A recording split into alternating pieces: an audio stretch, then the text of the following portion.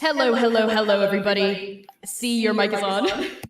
Thank you. Hello, everybody. It is so good to see all of your beautiful non-existent faces in the chat. Welcome to Arc 3, Episode 13 of our All Transgender People of Color-led 100% homebrew Dungeons & Dragons 5th Edition live-streamed actual play campaign set in an original non-colonial anti-orientalist world. I am your Game Master, Connie. My pronouns are they, he, and she. You can find me on Twitter, Itch, and Patreon at by Connie Chong above here. Thank you for tuning in. I'm going to pass along introductions to Lyra. Hello, everyone. My name's Lara. I use they, she pronouns. I'm the artistic director, that's the title, of Shout, Minnesota's transgender diverse voices in all trans high-me-led choral group based in the Twin Cities. Check us out on Facebook and Instagram at Shout Minnesota, not Slota, it's Minnesota. I am also a professional musician gigging around the Twin Cities. Literally, just send me a message if you're looking for a piano player, bassist, percussionist, anything like that. I would shout out my stream, but I haven't streamed in like 84 years. But if you want to come follow me, Rika Honda, R-I-K-A, and Honda like the car company. I want to start streaming again soon, but life gets in the way. You know how it is. That's about it for me. I'll pass introductions on to Erica. Hi, everybody. It's me, Erica. She, her pronouns. I play Vinox Scherzo. And you can find me. I do a lot of streaming. Speaking of the streaming, I just came back from a week off on Thursday. I saw many of your lovely faces there, in fact, to hype back my return back to streaming. Very much appreciated, friends. But you can find me anywhere on social media that I exist at Erica New Girl, as opposed to the Erica Old Girl, which is how I felt after my 13.5-hour stream for a comeback stream. But yeah, come check me out. We'll have some fun, and I look forward to seeing you. Now I'm going to pass it on to Max. Hello, it's me, Max. I go by they, them pronouns. I play Bird Boy Dewey Quirk. I am a textile artist, I guess, and you can find me on Etsy and Instagram at Stitchmonger. Hit me up if you need anything made out of pride flag fabric that I make myself. I'll pass it to C. Hey y'all, my name is Sia. I use they, them pronouns. I'm a dancer, digital artist, tabletop streamer, dramaturg, creative consultant, etc. You can find me streaming sometimes on Twitch under the pseudonym pi_sharp. You can also find me drawing lots and lots of trans and queer D&D art on pi_sharp art on Tumblr, Instagram, and Twitter. And with that, I'll pass it back to Connie.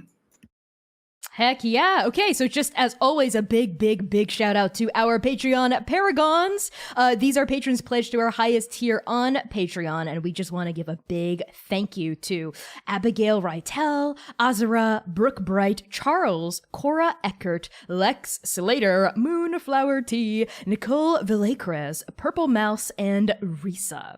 And as always, here's a special haiku in your dedication for this episode. Everyone start counting. A cat and a fish have a real mighty showdown. Which one will survive? Okay. I also want to point out again that we have a new command, which is !safety. This command allows you to pull up a viewable document of our cast's lines and veils. This way you'll know what subjects may feasibly come up in our campaign, and which, obviously can get pretty intense, and which subjects won't, no matter how intense we get. And with that, I'm going to pass along things to C. Oh yes, me who is absolutely prepared. Arc 1 episodes 1 through 5 are now available in podcast form on Spotify, Apple Music, Podbean, wherever you get your podcasts. Those release every Tuesday starting at Arc 1, moving onward. Episode 6 is coming out this Tuesday, and for our patrons, you can get access to those podcast episodes at least one day in advance, as well as exclusive character sheets, Connie's GM notes, and have the chance to have your tabletop OC cameo in this live stream, which is really cool, by the way. Patrons get so much stuff, so use !patron and chat to pull up the link to pledge today. Furthermore, some other amazing stuff that's going on right now is Shoot Your One Shot. Shoot Your One Shot is a series of 4 one-shots set in Andake featuring 3 to 4 BIMPOC guest stars, folks who use the hashtag BIMPOC Shoot Your Shot tag at us, Transplanar, which is so darling and delightful. This upcoming Wednesday, August 4th at 6 p.m. Central Time, we are playing Mercy, Mercy Me, a dangerous rescue mission with me, Oka Hye, into the depths of a monster lair. Does Oka have an X, who's also part of that monster hunting group? Yes, they do. Surprise. Come watch it. Come figure it out. There's going to be drama. We will also be collecting tips through that day to split evenly between us and our guest stars. So please, if you're interested in supporting us, please do so. We are currently at $700 out of our $1,000 goal. This goes directly back into the pockets of amazing BIMPOC, queer, trans, tabletop creatives. So use !donate to contribute to our tip jar. Even during this stream, we would appreciate it so very much. And now, Erica, let us give thanks to all those who donated, etc., etc., etc. Yes, as you know, we love to give thanks and gratitude to all those who support this stream. That could be through subbing, gift subbing, cheering, hosting, and rating. And these are the folks who did it during Arc 3, Episode 12. And also during the one-shot.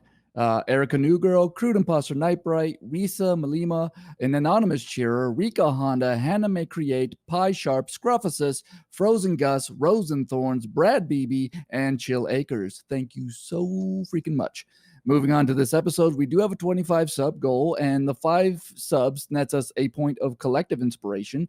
And when we get to, with the maximum of 3, I should say, and 15 subs gets us this auto crit on the board that anyone, including the GM, can use. And 25 subs unlocks the ultimate prize. One of us has to do a monologue in character about the situation at hand. Who is it going to be? Because I think we did pass that threshold before we were officially live. So, dun, dun, dun.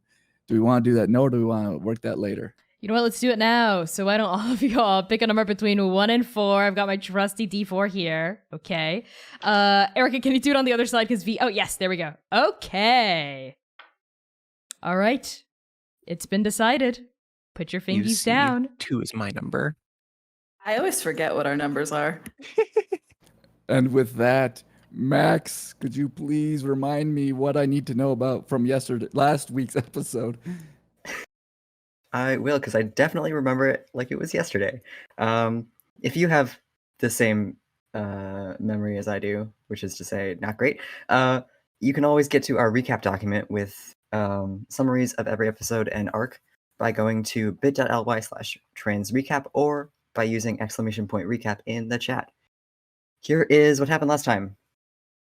The team walks in on Kane confronting Bloodthirst, for whom they spent their childhood doing criminal bidding.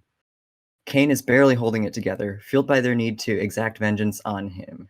The Catboy Bloodthirst puts the romance back in necromancy, and reanimating dozens of corpses to fight for him, which the team handles. Dewey drops in from above. Manaia joins the self-sacrificing magic overexertion club. Oka stabs Skaad and Nektis out of Kane with Dream Hunter. Nektis enters their Paragon V, but Skaad's not convinced, and an opportunistic Bloodthirst slurps them up. He declares he's going to kill Atalanta, and as all folks with a mismatched god shard in them are wont to do, he busts through the ceiling. Squeak shows up in the aftermath and delivers a heartfelt monologue rallying the troops. Oka is left alone with Kane and makes a break for it with Kane's body. I will pass it to Lyra for today's episode. I was waiting for it. Ahem. And now, moving on to the title of Arc 3, Episode 13. As always, the titles of episodes are taken from poems or songs written by queer, trans, and or people of color. The title of this episode, Demons Fear Beasts in Twos, is from the poem The Beast Angel by Alison C. Rollins. The full verse is as follows. You will pay for this, the heroic anti-hero announced. The vulture-masked man surveying the damage.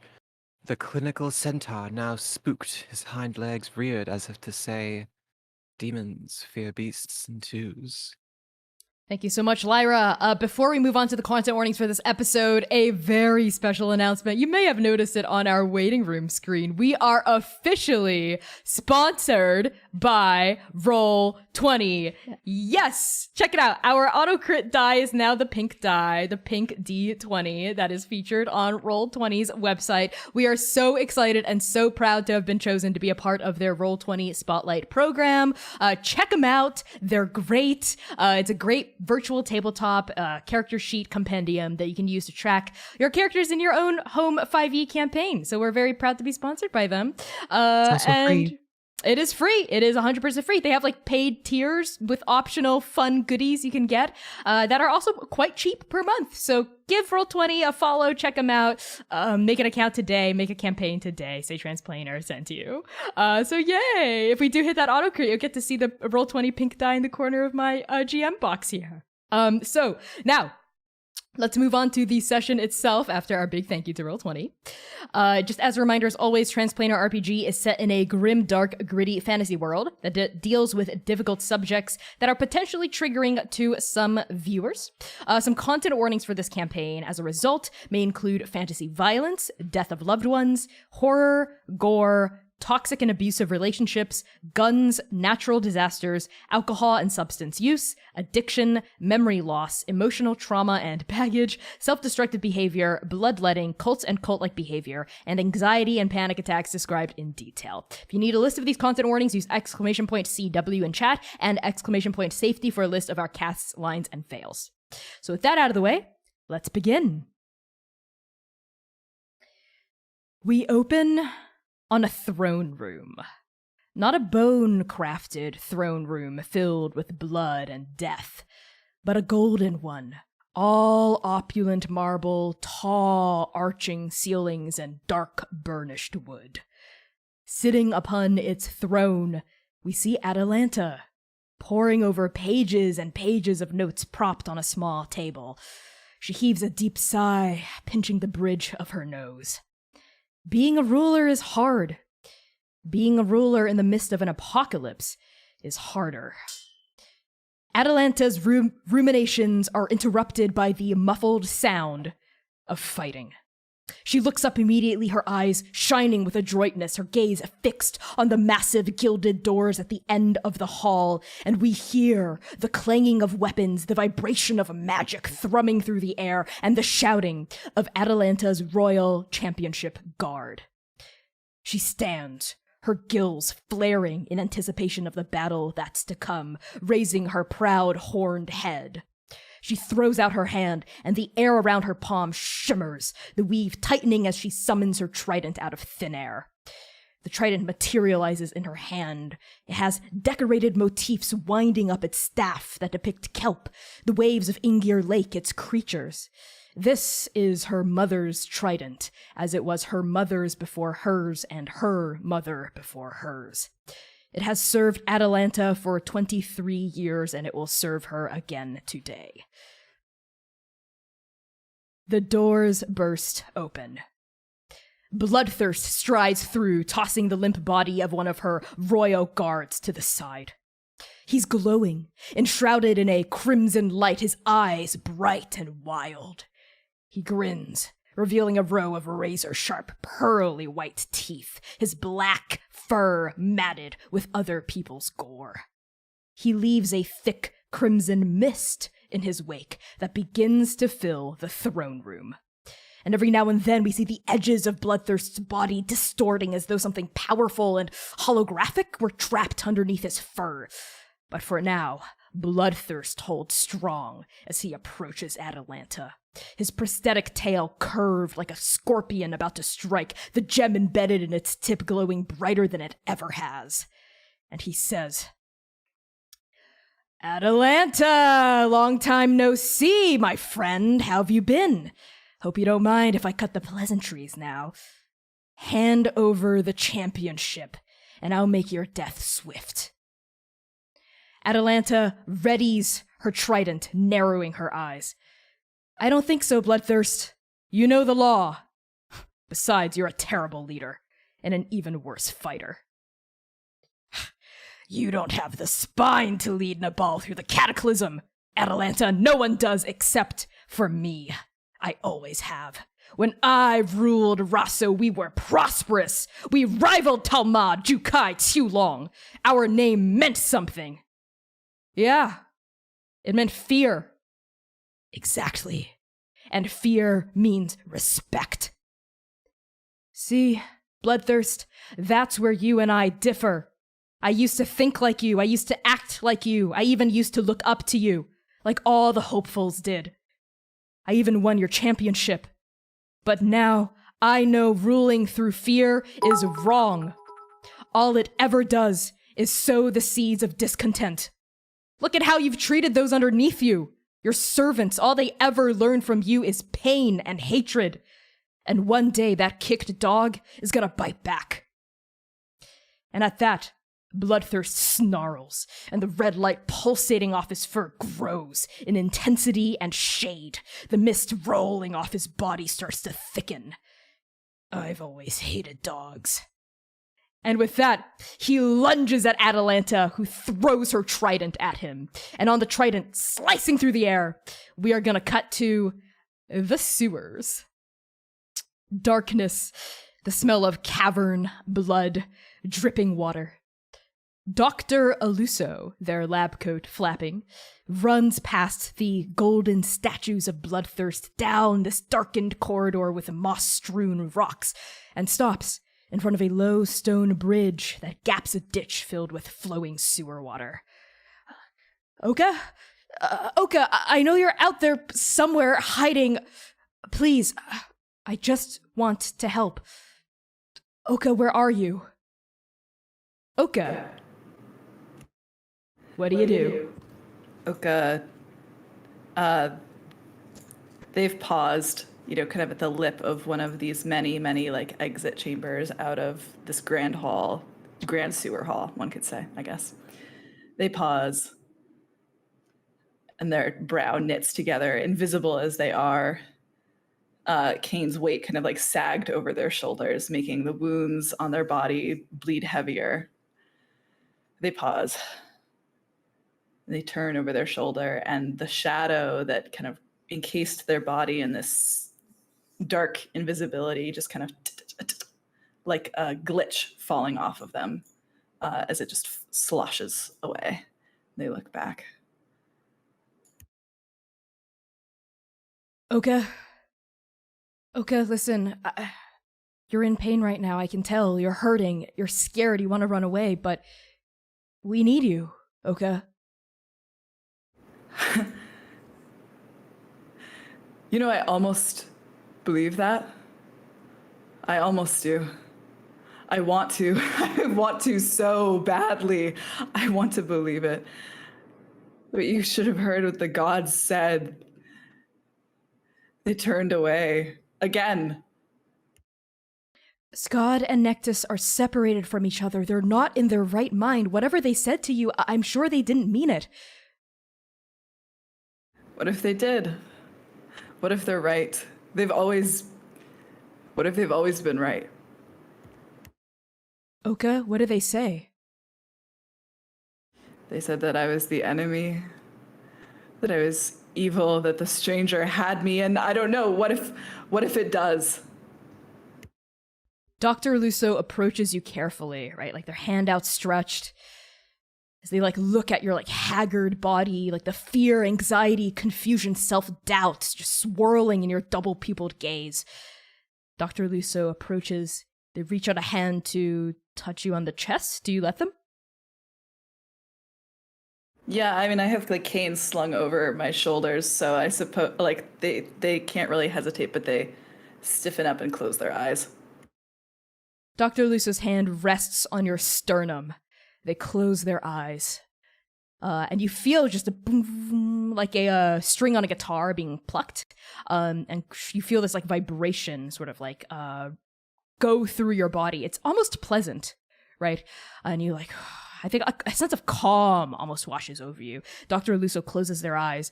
And when they open their eyes again, they're kind of darkened, muddied blue eyes. They say to you, Oka, remember all those weeks ago when we first met and I felt the scar knitting over your heart in my home and I told you were blocked? I remember very well. It may be the only thing that's saving you right now, that blockage. There's something in you. Something in your soul, Oka, and it's not Vinash.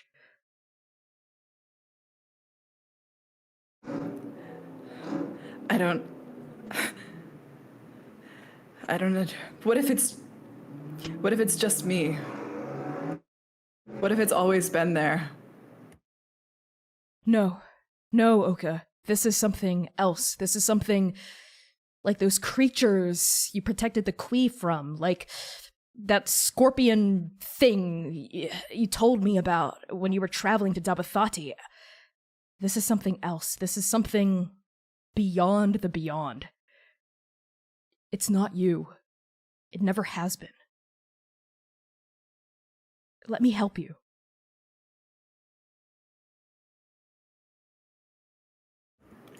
Let me unmute myself. Oka pauses. They kind of like tuck their chin down and put their hand over Dr. Luso's on their own chest. And they let it fall. Okay. Fine. Okay. Okay. Okay. And Dr. Luso takes your hand and carefully leads you, like, back the way you came. And I think now that the adrenaline is sort of like surging down, you've sort of been talked back from this ledge, so to speak. I think Kane's body is just kind of heavy, like over your shoulders now, and like I think you even just like slouch a little under the weight, and it's just sort of like there weighing you down, this burden that you carry. And when Oka, Kane, and Dr. Aluso return to the chamber, we come across a scene sort of like in the aftermath of like a war, which this kind of is. I think Squeak is attending to Manaia. Talat is also sort of kneeling next to Manaia, and I think both of them are trying to like wrap up like the wounds on your body and like, like patch up the various gashes and like apply salves to your bruises. And Dewey, did you take damage? Are you also injured? A little bit. Just a little bit, like cuts and scrapes, I think. I think Xiaohu is sort of like, stay still, little one. Let me patch up your wing. I'm good. You should go help Manaia. I'm fine, No, really. I want to help you, Cardew. Okay. You very reluctantly and like leaning away from Xiaohu as he extends his wing. As you extend your wing, you hear from above you, in the pipe that you fluttered down from, Tonga say, "Oh, are you okay, Cardew?" "Tonga, there you are. I don't really have a way to get down from here. I guess I'll meet you all up there." Sounds good. Be careful up there. Is that a way out? As kind of the first thing that Oka says as they are peering up, startling at Tonga's voice a little. Yeah, it is. There's a lot of twisty, turny tunnels behind me. The main way, there's one that leads out to Clothall, but I think there are other ways to get to Rosso as well. This might be a good way to catch up to Bloodthirst. Manaia coughs up some more blood, and is starting to get up, feeling a little better. And she says, "No, the the water's rising. We have to get up. We can't go straight. The sewers will fill." Hey. Calm down there. Talat is sort of like trying to like stabilize, like I think like a big bruise on your forearm or something. Stop thrashing around. "No, I have to make sure they're okay." Hey, have you're to not get doing us anyone out. any favors by powering through your injuries, okay? Just let this set for a moment. It's a herbal wrap I made myself. Living in the jungles teaches you more than I'd have ever learned in a city, huh? And say that again. I hate being down here. I can't smell anything except the stench. And Talat continues like bandaging you up. Rev, in front of you, V, is also like sort of like looking you up and down, like very concerned girlfriend moment where she's like, "Are you hurt? Are you okay? What happened to where's your vest?"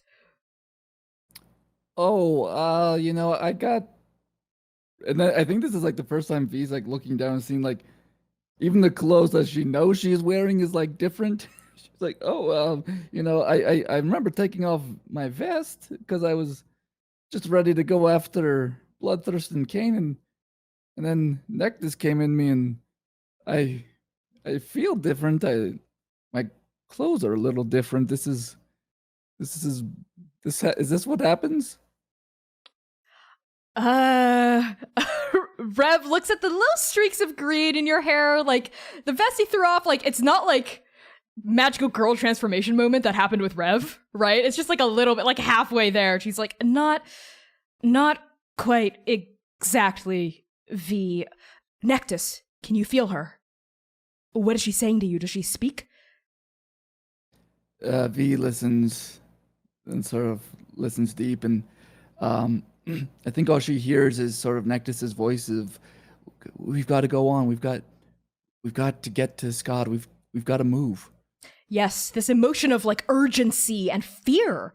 You feel this like pain and grief and fear, just sort of like that doesn't belong to you, right? But it's still inside you, like how Oka described, like a hard stone, sort of like in your chest, weighing you down.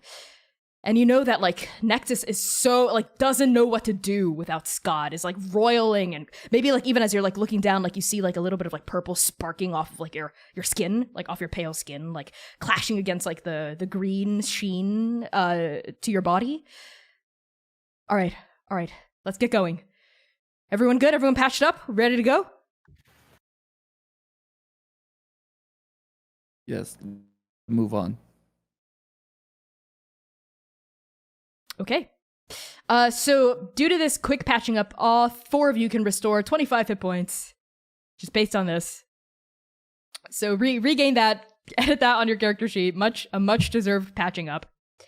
And I think the 4 of you maybe follow. Are y'all gonna like rappel up to where Tonga is? That opening, like that sewer opening. Yeah, and I think Oka says something to the effect of like, we need to get out as fast as possible. The least amount of people we can find. Tonga, if you didn't find anyone, take us to where you came out of. In Clotho?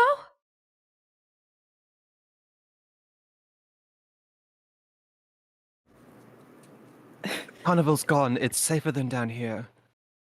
And it's safer than meeting all the rest of the Kusing Guild somewhere in the tunnels. Okay, it's just a lot farther away from the Tower of Risk and Reward. Are we sure? I mean, GM Connie, not to get meta, but is it like is there like how far is it? How like, you know, like what are the odds that we're going to run into a bunch of people in the tunnels, et cetera, et cetera? The odds are low. These tunnels seem to be auxiliary tunnels, not like the main big sewer tunnels. That like I think Dewey and Tonga had to like sort of like stoop a little, and maybe like even at some points like crouch and get on their hands and knees and shimmy forward. So Manaia might have difficulty going through these sewers. But you basically have 2 options. One is to take the route back whence you came and go pop out in Clothal. But the pro is it's safer, right? You'll be able to get like a better view of Rosso and like find, you know, but the con is the tower is farther away. So you are wasting time. You're like wasting more time. Another route is to like try to like follow whoever's going to be your main navigator, right? Up and like pop out through like a manhole, basically in like the middle of Rosso, which will be like busier, but you'll get closer to the tower faster. Will we be able to make it to Rosso through the sewers before the water rises and pushes us somewhere else? Yes. Okay.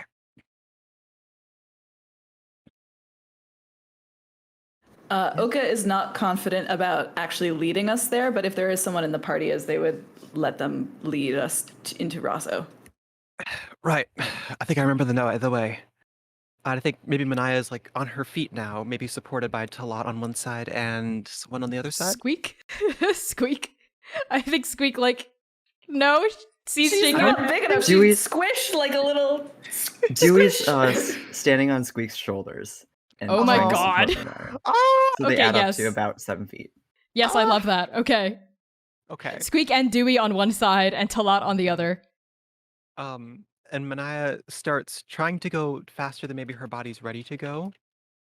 Stumbles a bit, and then starts like walking at a more regular pace forward, trying to summon the memories of which turns they took and trying to remember them in reverse.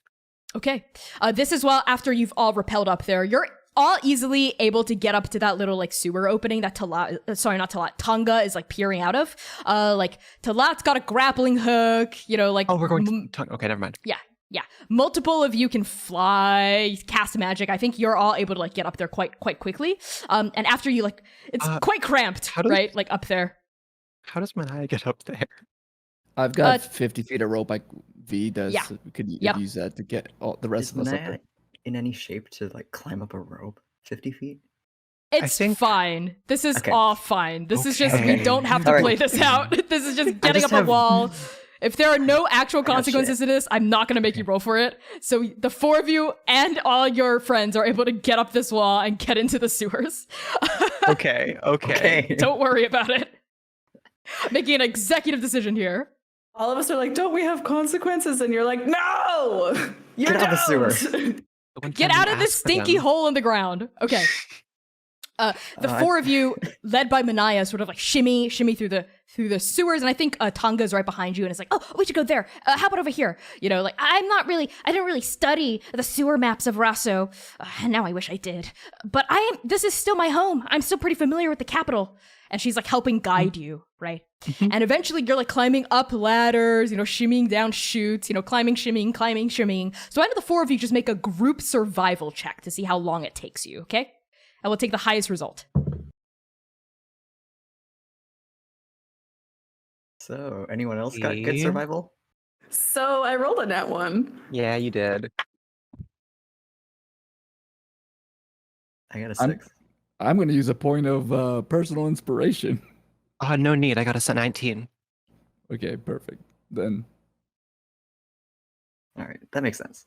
That's Okay. good. If Okay. Manaia's in front. I would assume that Manaia is maybe alongside Tonga's guidance, also sort of like reading the winds. And if there's wind coming from one tunnel, that'll probably lead outside. Very smart. Oka, how does your nat 1 translate? Oka's carrying Kane on their back. And the only thing, like, if they're trying to tap into some kind of their, like, hunter sentence, it's still pinging off of Kane because of the, like, blood connection. They can't get, because they're literally right there together. It's like, the signal's here, you know? like they don't know, they can't get anywhere else. And I don't think they're in the right mind to either. Absolutely. Okay, so the four of you together are able to, I think with a 19, quite quickly get out of the goddamn sewers. You climb up like this final like ladder, like the rusted rungs like flaking in your palm. And I think at the very top, like you see like a manhole cover, Manaia, and you're very easily able to just like push it open and climb out. The first thing all four of you notice as Manaia gets out and probably like presumably helps Tonga out and like helps all the rest of you out and all of your friends is that the streets here of Rasso are cloaked in a red mist. And all around you, shining down, is this sort of like all-consuming crimson light. And you hear shouting, screaming, but not screams of fear and pain and despair, but screams of ecstatic glee, laughing and chuckling. As you like all like get out onto the middle of this like I think like rather deserted boulevard. Looking around, you see in the near distance a gigantic Ferris wheel made of bone that's rolling through Rasso. The ground is like trembling and it's like crushing buildings like under its feet. And in turn, you see another. And as you look, you see the mist solidify, form like circus tents, right? With like this colorful bunting, right? And you start to hear like circus music begin to play like all around you, seeming to come out of this red mist, right? And the mist seems to be pouring out of the top of the Tower of Risk and Reward that's in front of you and just like a couple 100 feet away. What do the four of you do? Manaia immediately lets out like a whimper of like a small dog and falls to the ground, her eyes just locked on these Ferris wheels. I think V is going to see all this stuff and just sort of ask the question internally, like, is there anything we can do to like stop these things, these illusions from existing? I won't even make you roll for it, because V, you're the one who resisted the carnival in the first place. You know that there is an origin It's coming from Skaad, which is inside Bloodthirst, who is inside the Tower of Risk and Reward. Right? It's like a Russian doll of trauma that's all emanating from the roof, from the throne room. That's sort of almost like it's a gas cylinder that's cracked open at the top and it's just pouring mist down, like all over Rosso. Dewey, Oka? Oka, I think, has sort of like they were like low crouching coming out of the sewer system, and they like look up with a little bit of trepidation and fear, and they kind of shrug, came like really like cradling like the back of their neck, like kind of to Dr. Luso, like as they are all like coming up and out, and they actually rush toward V, and they're a little frantic, but they're clear and frantic, and they just grab both of V's hands. V, you have to lead us. I can't, but you can. I know you can. You can take us through the God. You have Nektis. You can take us through. I know you can. V's gonna like sort of grab sort of Oka's arms and be like, it's okay, friend. And also sees like Manaia, like, this is all, just remember, this is just like the carnival. There's none of this can actually touch you. We've got to get to Skaad and Bloodthirst up in the throne room. We take care of Skaad and Bloodthirst, and this will all be gone. This is only temporary.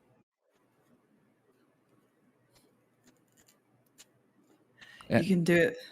I know you can. And V's gonna turn up and like try to help Manaia back up, and then like look up to where the throne room is and take a deep breath and just, let's go, friends, and starts looking at it that way. I think as you help Manaia up, she gets up, her eyes are still wide, and she manages to tear herself away from the Ferris wheels, but she doesn't let go of your hand. And so she's holding your hand, and I think her other hand is maybe open behind her if we want to hold hands, like a kindergarten train. Because I don't know, maybe Nektis's energy can flow through all of us and like resist. I don't know. It's not a bad call. I mean, Dewey's willing to take, like, it's worth a shot, and I don't want to get separated from the risk. Not my god. Yeah, I'm not willing to get separated from all of you again. Yeah, I think even Manaia goes to Dewey and says, I won't leave you again. Here. Let's get this bastard. Maybe we all of us and our NPC train, like, I think Oka shrugs Kane back over their shoulders and looks a little tentatively at Dewey as they approach.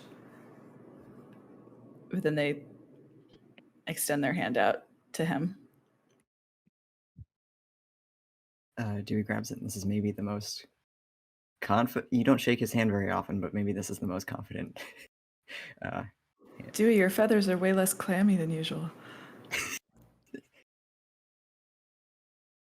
I mean, we know the source of all this. It's Bloodthirst.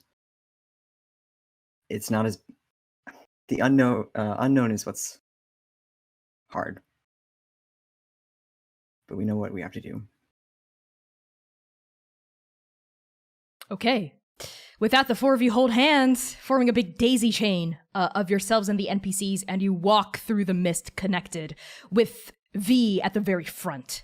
And V, as you approach this tower, it's like fog, like red, misty fog, sort of like obscuring your vision. And as you get into the thick of it, I think like the tower itself even sort of, damn you, do not say that, Lyra. I'm gonna do that again for the podcast. And as you get into the thick of it, the fog thickens around you, and the Tower of Risk and Reward sort of like fades into the like the opaque like pollution of this like illusory magic, until it almost feels like the four of you, as well as all of your friends, are just walking through a dense, crimson, foggy, desolate landscape with nothing around you. Occasionally you hear hooting or hollering cutting through the mist. You see like dark shadows running. You hear like feet skittering over pavement, the occasional sound of shattering glass, and like music just like undergirding all of this. But there are there's no buildings around you. There's no obstacles. It's almost like you're just walking through fog. And V, Nektis inside your chest, goof, goof, goof, begins to pound harder and harder against the confines of your soul as you get closer and closer to Skaad, and you feel this like desire to be reunited. It's like she's like straining like against your skin to try to like pull you forward, like a fish hook hooked into your sternum, like leading you toward Skaad. So V, how are you dealing with all of this? I think there's, and as they get closer and this is getting like worse and worse, V's like almost talking to herself and feeling her chest a little bit, be like, it's okay, we're almost there, it'll just a little bit longer and you'll be reunited, just calm down. And I think to give herself some strength and like reassurance, she's often turning back to Rev and just like checking in visually with Rev. And maybe at one point, as it's getting really bad, maybe V reaches out to her hand to Rev to grab. Aww, I really like that. Yeah, Rev's looking down. I'm assuming like she's the one like immediately behind you, and then it's like the rest of the party. I know Manaia grabbed V's hand, but maybe V has two hands, so V has two hands. Okay, so Manaia in one hand, Rev in the other. Let's say Rev's like walking alongside you. Rev looks down at you. You see like what her one black eye from the Raven Queen, and like her one golden eye, like peering down into your own eyes. One of which is green, the other of which is pure purple. Right? She says, "You're gonna be okay, V. Just keep her calm. Keep walking." And V, I need you to roll to like comfort Nektis inside you. So that is going to be a charisma persuasion check. Very PBTA of you, Connie. Roll to comfort or support. Oh God, I'm gonna this time for sure use a personal inspiration. Okay, taking that off the table. Nat 20. Hey. Plus 7, 27 plus you said persuasion, so that's Yes. Wow, that's another plus 7, so 34. That's a 16. How do you have a plus 7 to charisma? Oh, wait, sorry, plus 3, so it's 10, so it's 30. 30. Oh, just a 30. You just got a 30. That's all. Succeed. That's like the highest you could ever roll in rules as written, I think. Well, if I had a charisma of 4, if I bump up my score a couple more notches, it would be a 4.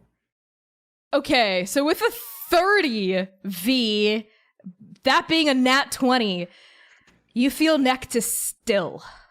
Right? And like you hear her voice in your head go, "Okay. All right. I'm ready. I'll help you through this, V. I know you're my paragon. I can feel it. The threads of fate bind us together. We just have to show my love. That's what this is all about. Are you with me?" I'm with you, friend. Then let's go. Let's get Skaad back, and let's save Andake. Okay. Oh God, with a 30, I think Nektis's power begins to shine out of V. And I think V is like glowing like purple. And like casting this like healing light around this like corrosive red mist. And where the light lands is sort of like a 10-foot radius out of V. Like the mist dissipates. And like Rosso comes back. You see as the mist like peels away, you see like a storefront come back. You see it like a cart, like a market stall like reappear. You know, you see like a person just and like collapse exhausted, but not dead, just like passed out, like onto the ground as like you see like the mist like like come out of like their eyes and their nose and their mouth and their ears as like Skaad's presence and the carnival's presence like leeches away from these people that are being affected in the middle of like running around laughing, like attacking each other and like doing all these ridiculous stunts. They just, wherever V passes, they just fall to their knees and they collapse and they like fall asleep. Basically, they go unconscious. And I think like this, you're able to avoid like the worst of the obstacles in your way in Rosso because of that freaking 30. And go ahead, C. I can hear the little bit of DM anger in your voice. Well, there goes that fucking encounter, huh? Yeah, I guess we're just gonna time skip to the boss fight here because you did all your quick time events like with excellence. The four of you, as well as all of your companions, finally arrive at the base of the Tower of Risk and Reward. You go up these huge stone steps, like the light, like irradiating away the mist, and you see the vaulted entrance into the tower. And up top, you see the origin, almost like close to the very top of the tower, the roof, right? Just almost like it's pouring down from the heavens because the tower's so high up in the sky, is where you assume Bloodthirst is. What do the four of you do?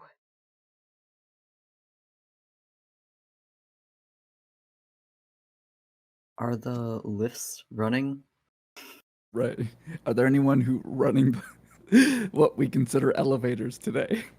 Okay, so let's say the four of you like walk through the archway, right? And like where like Nektis and V's light shines, you like see the reality like folding back in to the now. And when you approach, you know, one of the pedestals, right, or where you remember where one of the pedestals is, you see folding back into reality this little dais. And sort of slumped against the dais, you see the unconscious body of Gwyn, the Fearbolg wizard, right, who is sort of like just slumped there, like loosely clutching their wand in one a rear wand in rear hand, and Ree is just seems unconscious, but Ree would be the way to get up. What's the plan here? V's gonna go over to Ree and look at the situation and look back to her friends. And do any of you have anything to be able to bring this person back from being unconscious? I might be able to bypass the whole person situation. And Dewey's gonna pull out the chunk of magic tablet energy tablet from the jungle. Okay. Is there like exposed wiring that I could somehow harness this energy to get the lifts working without? Very cool. But you would have to leave it. I would say it would be possible, but you'd have to leave it in the base, and you'd have to like come back to get it if you want to use it for to remove the bomb watch later on. Okay, so just make me like an artificer check. Make me a sleight of hand check with your tools, so with advantage. I rolled 2 18s. 24. Okay, you are able to jury rig this dais and use this stone instead of like Gwyn or another like trained wizard as like the power source, right? So describe to me what it looks like as you're jury rigging this dais. I think that there's like a cutout in the back of the platform of the dais, and he's found a way to like insert it into the cutout, but on the back it's just like duct taped in there. Totally. It'll hold for probably a couple of trips, but that's it. Okay. With that, I think the dais is only large enough to admit like 5 or 6 of you at a time. So you'd have to go in 2 trips. So I'm assuming like the 4 of you, maybe also Rev and Dr. Aluso, will like go up first. If that sounds good for y'all. Yeah, and I mean, Kane is unconscious. So maybe they sheepishly turn back toward Xiaohu, Talat, and Tonga. I think it would be better if the 3 of you stay in the heroes' quarters.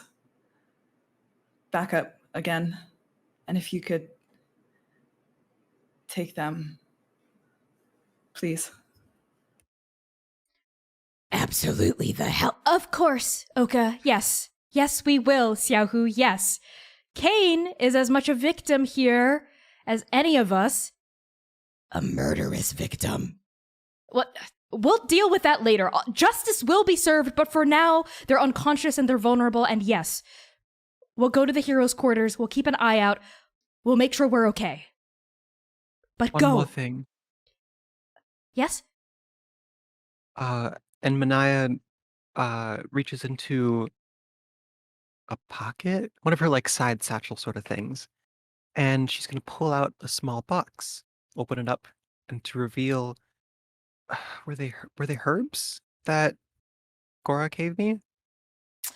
The Oh! Tulungen sleep things? Yes! A special, like an herbal remedy for like a deep Remedy. and dreamless sleep. Mhm.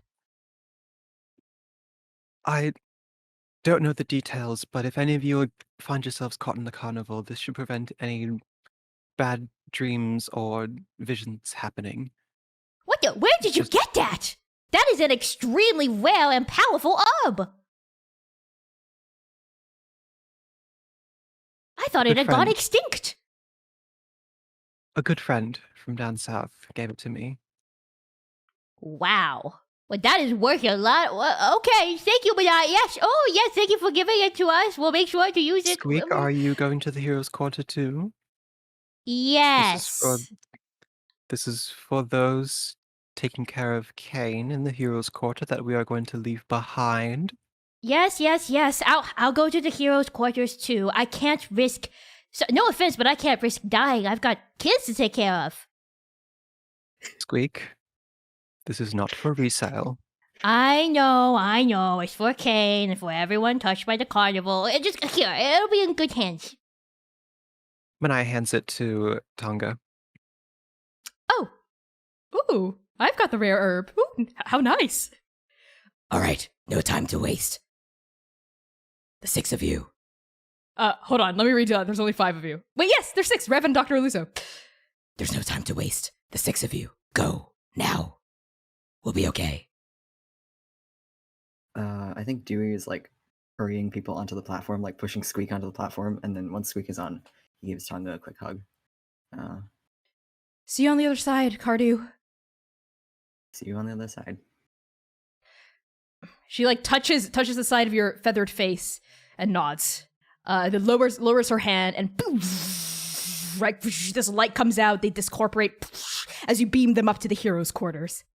And now it's just the 4 of you: Oka, Manaia, Dewey, V, and Rev, and Dr. Aluso left behind. The 6 of you get onto this platform. Dr. Aluso nods. We ready? Dewey, are you sure you did this right? Yeah, sure. I think so. I think there's enough power. That doesn't sound very convincing. And then I think it. Let's go. You know. Hits the button. The world just sort of disappears, fractures around you. It is a lot more turbulent. Let's say Dewey's version has some turbulence that Gwyn's does not. So it's like, and like it's like you're in the middle of a slipstream, right? You sort of see like these various chambers like flitting past you, like you're in like a translucent elevator, just dropping or rising. You can't really tell at like a Mach 20, right? And then finally, like all 6 of you just sort of land kind of hard on your feet. In the middle of this antechamber that you recognize as sort of like the foyer into Atalanta's throne room. You see the portraits, right, of all the past champions and their regents sort of like arranged around this domed atrium. But all of these portraits have been ripped, right? Like a claw has torn through all of them, including Atalanta's, like right through her chest. Except for Bloodthirst's. And this entire area is eerily quiet. You don't hear the sounds of fighting anywhere. What do the 4 of you do? Right, we have to move fast. We're with Rev and Dr. Luso, right? Correct. Okay. Right. Dr. Luso, the 5 of us are Paragons. We should be safe from Skaad's influence. You need to stick close to V, or you might fall to Skaad's influence. Other than that, this is like any other battle we've ever fought. And we've made it out of every battle we've ever fought alive. Understood. We've got this. It's not like every other battle. We need to be careful. This is a god. Manaia, and Oka takes Manaia's hands. Be careful, please. V is sort of, she's deep in thought because her brain is just racing. How do I convince Skaad to leave Bloodthirst and come to be with Nektis? V, remind me of Nektis' pronouns. She, they. V, how are they? They just want Skaad. They just want to be reunited. Don't let that want consume you. I know how it is to be separated from loved ones. Keep your cool. They cannot be worshipped alone, but they are individuals. They've had their differences, many, many stories, but love binds them. They will come back together, V. In you. V, as Oka says that, looks over to Rev one more time and sort of nods, and then looks to the door to enter the throne room. Okay. She's ready to go. Hell yeah. I think the four of you make your way through this first set of doors. There's like a couple of hallways before you reach like the main hall and like the big doors that lead into the throne room that are always guarded, right? So I think you push through these initial doors, and you go through the halls, and you begin to see now the slumped bodies of royal guards, right? Just like here or there. They're definitely dead. Like they're not even taken by the carnival. They're dead. And it looks like they died fighting. Right, fighting to protect Atalanta. They're sort of slumped, with like I'm not gonna go into too much detail, but as you walk, through this like these hallways, like with this like velvet red carpet now stained with blood, you hear Rev go, "Damn it, it's too late to reap their souls. I'm so sorry." As she like walks past all of these bodies whose souls were unable to go, be protected until we could reunite the now with the after. And like I think like the four of you even see as you walk, like tears begin to like come down Rev's face, even though like her face looks really impassive, and she just sort of, by way of explanation, it's not me, it's her. And as you continue walking, you finally reach the big stretch, right? The where the corridor widens, with this door to its left, and you see like four royal guards who are like just totally kitted out, like in like full plate armor, like definitely like the best trained guards. They're just dead, like on the ground, just dead. And the doors are open. And as the four of you stride through the doors, silence. There's no battle, no movement, no like big showdown like Bloodthirst versus Cain. And for a moment, it even seems empty. Like, where's Bloodthirst? Where's Atalanta? And then your eyes are drawn to the throne, where you see Atalanta's body slumped against the throne with her own trident speared through her chest. She's not moving. And on that, we're going to cut to a break. We'll be back in 10 minutes. It's currently around 4. We'll be back around 4:10, 4:08. Thank you all so much for tuning in. And let's see what's going on after this. We'll see you in 10 minutes. We love Roll20. We are sponsored by Roll20 and Shbeesh. Hello, everybody. Welcome back to this very traumatic episode of Transplanar RPG Arc 3, Episode 13. Before we hop back in, just a reminder of content warnings for this episode. You can access these at any time using !CW in the chat. This is a grim, dark, gritty fantasy campaign that deals with some really difficult subjects that are potentially triggering to some viewers. Oh, there are our captions. There we go. And these content warnings for the session in our campaign may include fantasy violence, death of loved ones, horror, gore, toxic and abusive relationships, guns, natural disasters, alcohol and substance use, addiction, memory loss, emotional trauma and baggage, self-destructive behavior, bloodletting, cult and cult-like behavior, and anxiety and panic attacks described in detail. So in addition to our CW command, you can use !safety in chat to get a list of our lines and veils. So if you're like, that's a lot of stuff, I mean, what are your no-goes? You can access our lines and veils using !safety. So with that out of the way, let's get right back into the action. Oka, Manaia, Dewey, V. The four of you see at the end of this great gilded hall, shimmering with red mist and golden light, coming off of the marble pillars holding up this vaulted ceiling. At the end of this hall, slumped against her throne, is Atalanta, with her trident speared through her chest. She is not moving. What do the four of you do? Oka takes off immediately. Like, they had been hanging back, I think, at the back of the line, and maybe there's like a pause and a breath as all of us see.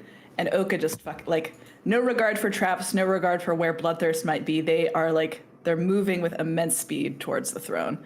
And if they are able to get there in time, they'll just crawl up and kind of almost skid on their knees to a stop at her and they're immediately moving into blood magic, but we can resolve that after everyone else makes a move too. Manaia, go ahead. V also sees that, and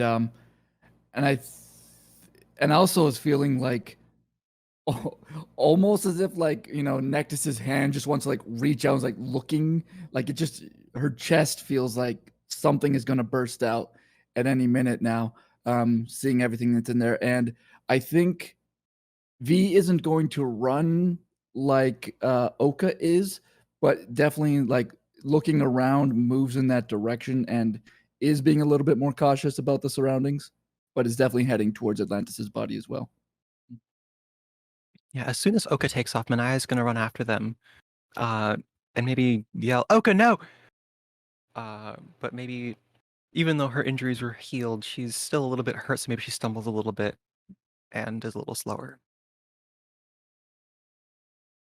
As everyone runs past, I guess, Dewey reaches after them, but too late. And as Manaia stumbles, he looks and it's like, "Are you okay? You okay to do this?"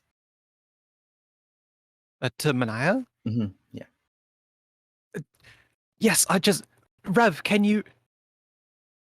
On it. And Rev is also running forward toward Atalanta's body. Dr. Luso also is oh dear, and hurries along. And as all of you arrive, right, with Oka there first, you see sort of Atalanta is there's blood pooling, it sort of just goes all the way down, her front is sort of pools, it goes down the throne, right, and pools sort of in a slick crimson puddle around Oka's knees as you skid to a stop in front of her. And Oka, you hear just the faintest wheezing from Atalanta. She's breathing. And Oka immediately, they slide in the blood, they even take some of it in their hand. I don't know if this is, and then they just kind of just dash it across their tongue, and immediately their own nose starts to bleed on the other side. And I am going to use my, one of my blood maledicts, which is technically a blood curse, but I really just want to connect with Atalanta's blood. And I want to maybe some kind of combination between my grim psychometry and my bonded bloodletting features to check her blood for poisons, to see how much she's lost, to get an internal read on her well-being. She has lost a lot of blood. It is pretty miraculous that she's still alive. So she must have a really strong will to still be holding on to life and consciousness at this point. You can sort of see, without even making you do a check, her blood is poisoned, corrupted. There's something in it. It tastes similar to the mist that's all around you, and even in this little sampling, it's in there. It's too late. She's completely corroded by Skaad's influence that Bloodthirst is wielding. I will allow you to make an intelligence check with advantage to see if you can get anything else.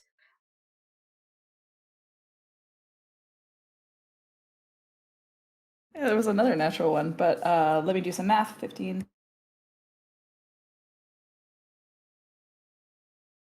Uh, 19. Okay, you can ask 2 follow-up questions. You can also hold one. You can hold 2, basically. But you can ask them whenever you want until the end of the scene, whatever that is. Is there any way to save her life? No. Is there any way to ease her pain? Yes. Yes. If you listen to what she has to say and maybe like deal her a mercy blow, but that might not be necessary because she seems to be holding on for a specific reason. And like she starts to stir more as like y'all arrive. It seems like she has like a like dying words that she needs to get out, you know, and then like that's like the thing that's like driving her through. She needs to tell someone something, and then like once that's over, like she'll probably lose the will to fight and like die. But the good thing is Rev is here to reap her soul, so her soul won't just disappear. Manaia doesn't know any of this, and so she is in full like, we're on the high seas, somebody got impaled by something, and she calls Dr. Lusa over. Oh dear. Okay. Dr. Lusa, I just need you to put pressure here. And Manaia starts unwrapping her. No, don't contact. touch her. Don't touch her. Manaia freezes. Atalanta.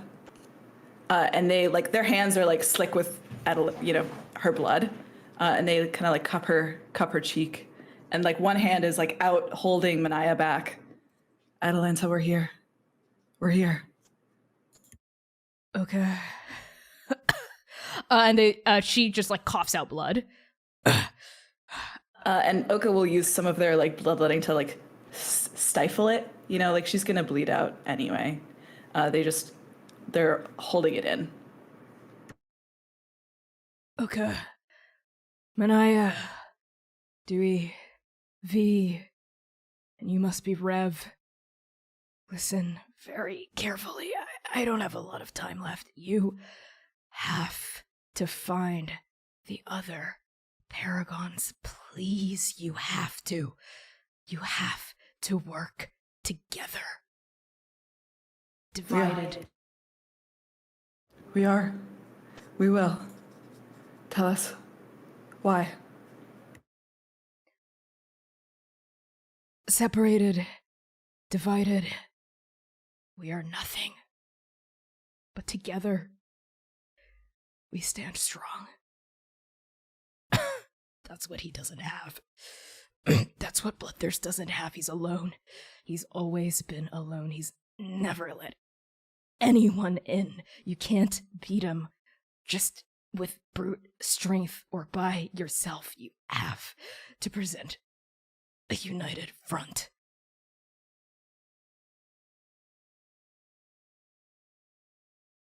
We will. We'll take him down.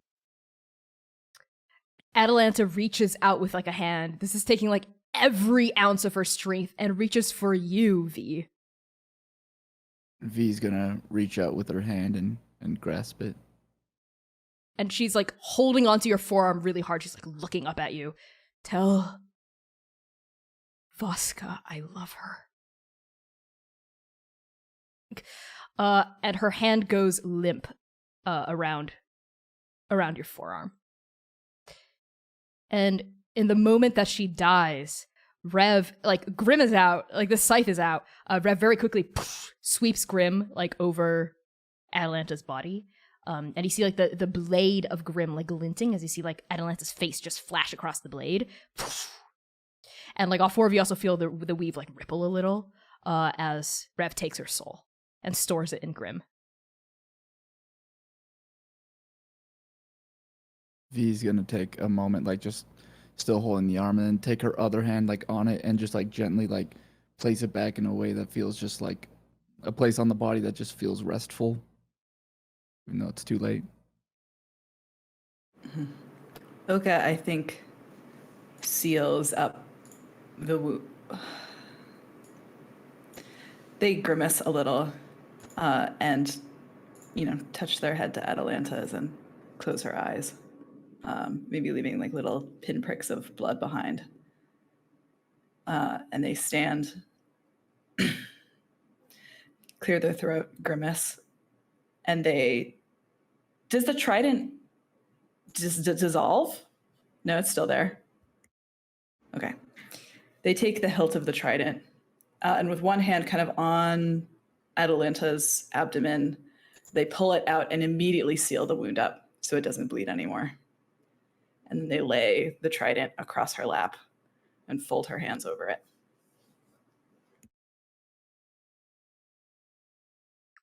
Dewey, any response to this? Where do we see Bloodthirst? Yeah.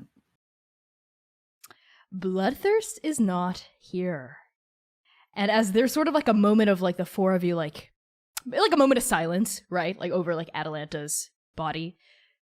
The four of you feel, I think, like the hairs on the back of your necks raise, right? As you just feel the weave behind you start to tighten.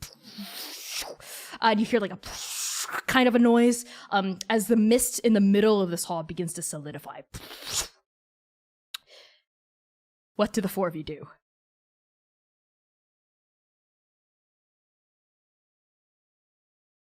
Manaia takes her axe, and as she's taking it out, she says,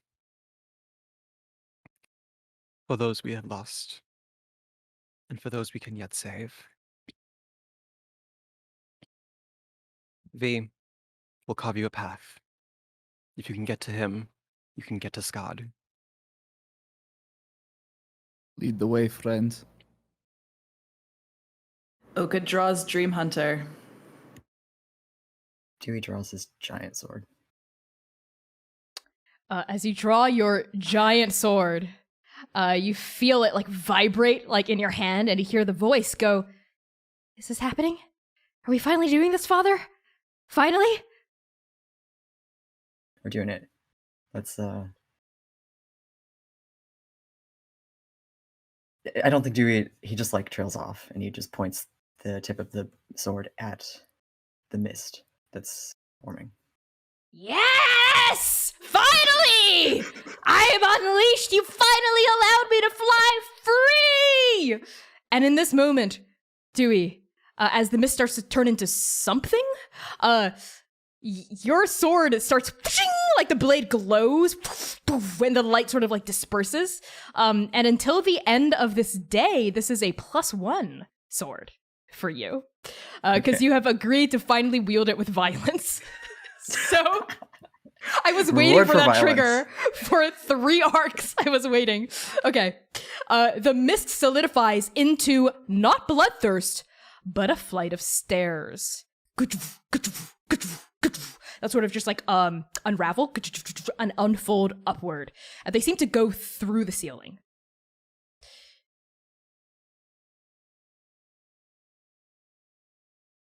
Let's go. Manaia leads the way. No more games.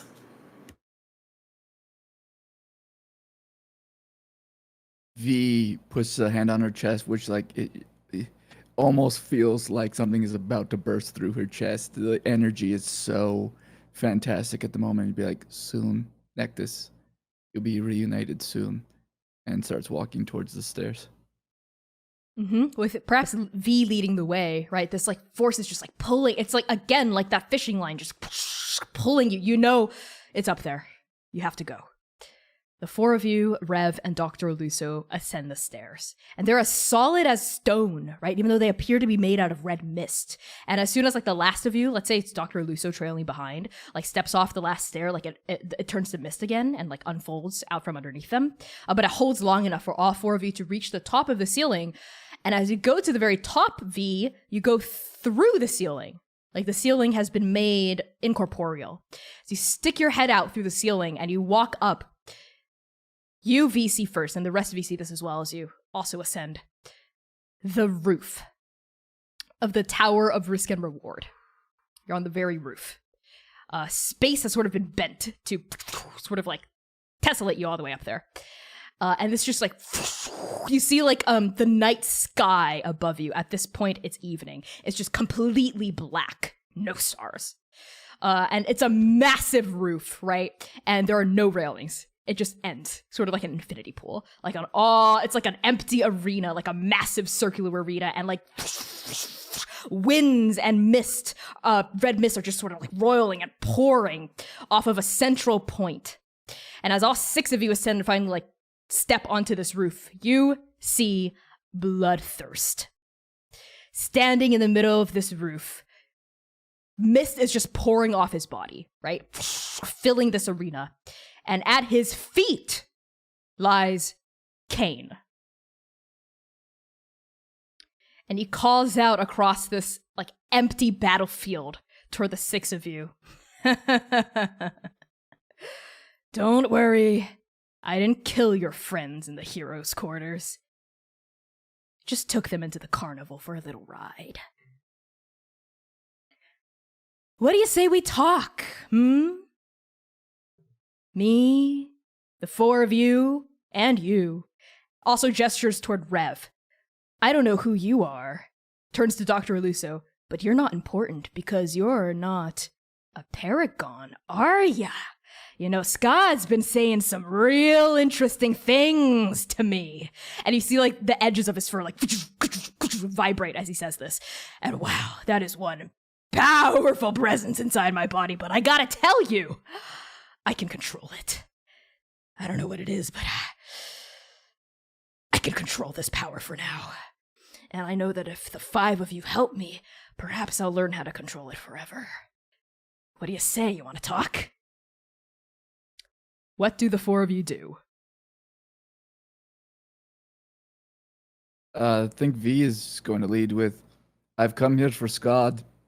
I don't care what else happens to you, and if you have to die for me to get him, so be it.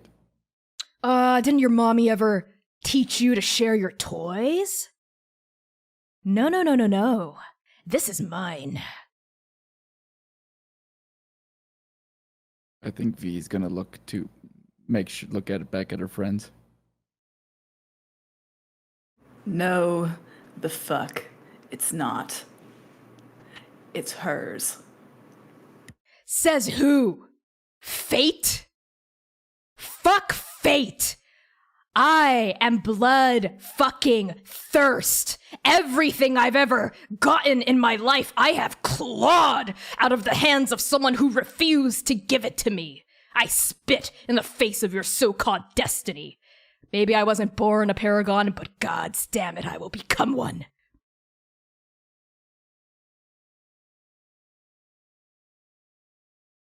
V, no, you go ahead. You go. Manaia doesn't make it obvious, and maybe you'll make me do a stealth roll, but I want to whisper to V.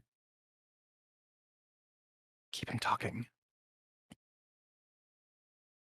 And Manaia is going to, like, again, very stealthily motion to Dewey and Oka to sort of spread, and V, wait. Oka, Dewey, Rev, and Dr. Aluso to sort of start spreading out to sort of form a united front and then, like, maybe move in from the sides. Okay. I'm not even going to ask for a stealth roll because it would be impossible for him not to see this.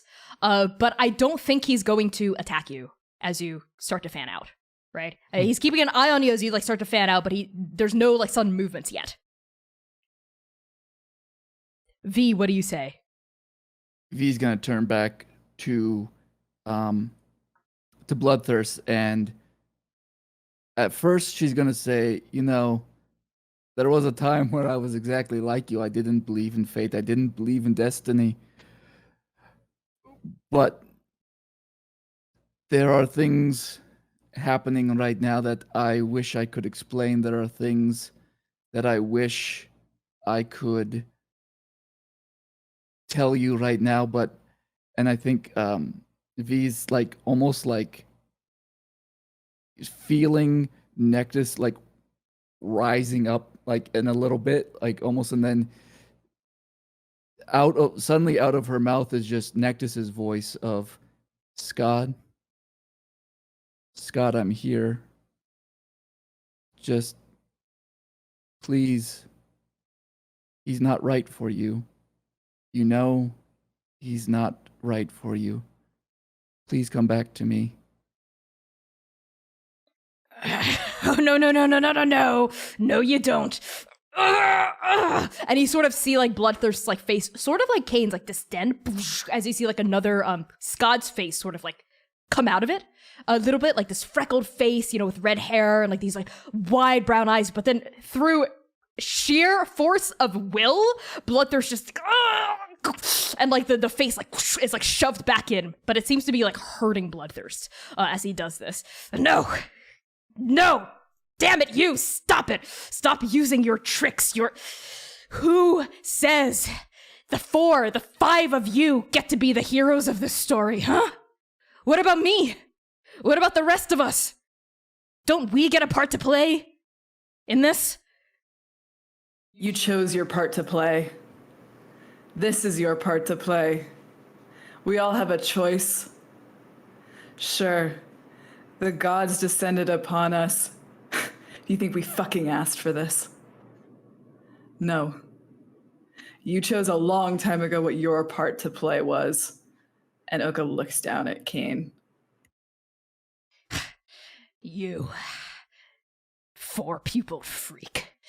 You piss me off. You are everything I hate. I know you. I put out a warrant for you. Oh yeah. Prince Makoya Hien. That's who you are, isn't it? Born into the lap of luxury. Child of the Emperor. You had everything you wanted and you threw it away for no good reason. I did not throw it away. Yes, you did. You say you didn't ask for it. I did. Every day since I was a kitten, I prayed and I prayed and I prayed that I would be something special. And guess what? The gods never answered my prayers. I grew up in the gutters. I was unloved. I was abandoned. And I made a name for myself through sheer force of will. And perhaps this is the biggest fucking mercy you'll ever get from the gods. They are not kind when they put their grace on you. Don't you feel how it fucking hurts? Don't you feel how it burns? Shut up! Shut up! And I think like a wave just like erupts out of Bloodthirst and like, because y'all are sort of like at this point like encircling him, I think, and I think it slams into all of you. So just make a easy little con save for me. An easy con save. I may or may not Those be exist? sarcastic. I'm gonna use my inspiration. Okay. I will as well. Okay. A surprise 22. Okay. 21. 22. 21. 19. Also 19? 19. 19 gang. Okay. 19 gang. Okay. All of you save. So you are going to take half damage. You're going to take 11 points of force damage. As this thing just buffets into you, and you're not pushed back because you also saved. Let's just real quickly look at Rev, Dr. Luso. Oh, yikes. Okay, Rev saves as well. You know, just like stands there and takes it. Dr. Luso does not save. They go, as this like blast, I think like throws them through the air and they hit the ground, and they skid and come to a stop, like a couple of feet away from an edge. Otherwise, they would like fall off the tower, right? What do the four of you do? What is kind of the order of our circle? Could we do that? I guess who is closest to Dr. Luso, I suppose. I don't have any control over Dr. Luso, but Manaia did tell them to stay close to V for protection from Skaad. Other than that, Manaia's going to the right. Y'all are free to go wherever you want. Okay, let's say V is the technically the closest to Dr. Luso. V, do you do anything? Yeah, I just need like one more second here to Yeah, look at your spells and stuff. Sure. So I'm going to use 6 sorcery points to give myself a level 4 slot so I can dimension door to the other side and like stop Dr. Luso from going to the edge. Okay, describe to me what this looks like. V is like sees Dr. Luso like shoot towards the edge and just like quickly like instinctually just feels the weave inside of her like shifting priority, so to speak, and she as if she's running, but then just like a green streak to where to get between her, Dr. Luso, and the edge, and boom, she's right there, and she like catches Dr. Luso, and like maybe they tumble a little bit, but they're still like much further from the edge than you would have been otherwise. V, thank you. Oh, that Bloodthirst figure really does pack a punch, doesn't he? It's okay. I've weathered worse. Don't worry about me, V. And V's gonna like sort of untangle from Dr. Luso and like run back at the action towards Bloodthirst. Okay. While V was doing that, after Bloodthirst released this sonic wave, is like breathing really heavily, like his like almost like slender shoulders like just sort of like heaving up and down as you see like his edges start to like glitch out. Oka, Manaia, Dewey, what did the three of you do? Oh, go ahead, Dewey. Okay. Dewey braces against the force. I think he's got like a wide stance, and then as it subsides, he says, "You push people away. There's not going to be anyone. Look at you. You're alone. There's no one. There will be no one left for you to rule if you want to be a Paragon this badly." No one. No one. And Bloodthirst looks down at Kane, who's still like unconscious at his feet. I've always had people around me, people who listened to me, people who loved me. You're talking out of your ass, Bird. And you corrupt them. What? You turn them into monsters. I turned them into something worth something. Without me, you know where Kane would be? Dead in the street.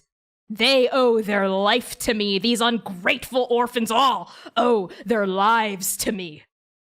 They don't owe jack shit to you. Hold on, I know you.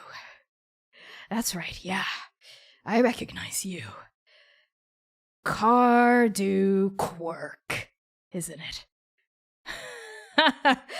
That is a lot of hot air spewing out of someone who couldn't even protect the people he cared about.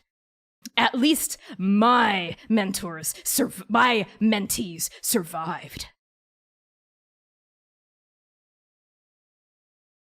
I stuck around to keep anyone else from turning out like you. If I die doing it,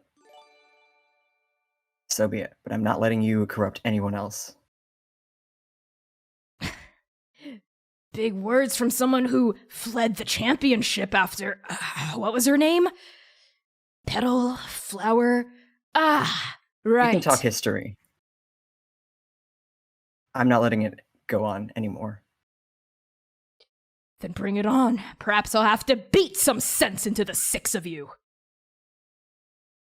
I think while Dewey was talking, Oka, I think maybe is the farthest left. So maybe like Manaia and Oka are like flanking, and I think like it's like the moment where like Bloodthirst is like Dewey has his speech, V catches Dr. Luso and is now like running, you know, and like I think could it just be like simultaneous, like all four, like Oka catches Manaia's eye and then all four of them are just moving.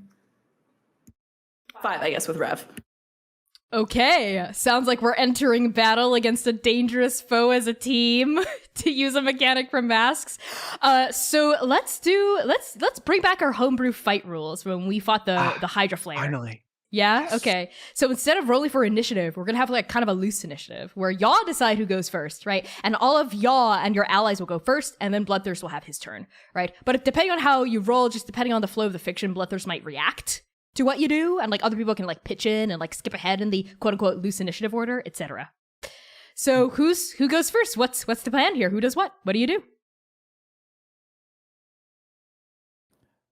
I feel like V would go near the end, maybe. Mm-hmm. We do have an Manaia's auto waiting. crit on the do have an table. auto-crit. And look at the pink die from roll 20. Isn't it beautiful? Oh, it looks so good. Manaia does not go first. She is waiting for an opportunity to throw her axe at a distracted Bloodthirst, hoping to cleave the tail. Ooh, Monster okay, Hunter style. that's really smart, actually. I'm just gonna give you inspo for that idea, because it's a smart idea. So it's between Oka and Dewey. Which one of you moves first? I think maybe Oka would get there first. And you wanted a distraction? I'll give you a distraction. You know, they are just fucking flying at Bloodthirst. Not flying literally, but they are just like sword out, you know, like cleaving, trying to get in between Kane and Bloodthirst if they can. That's their intention, but off we go. Okay, are you gonna try to are you gonna attack Bloodthirst with Dream Hunter? Yes. All right. Make an attack roll. Here we go.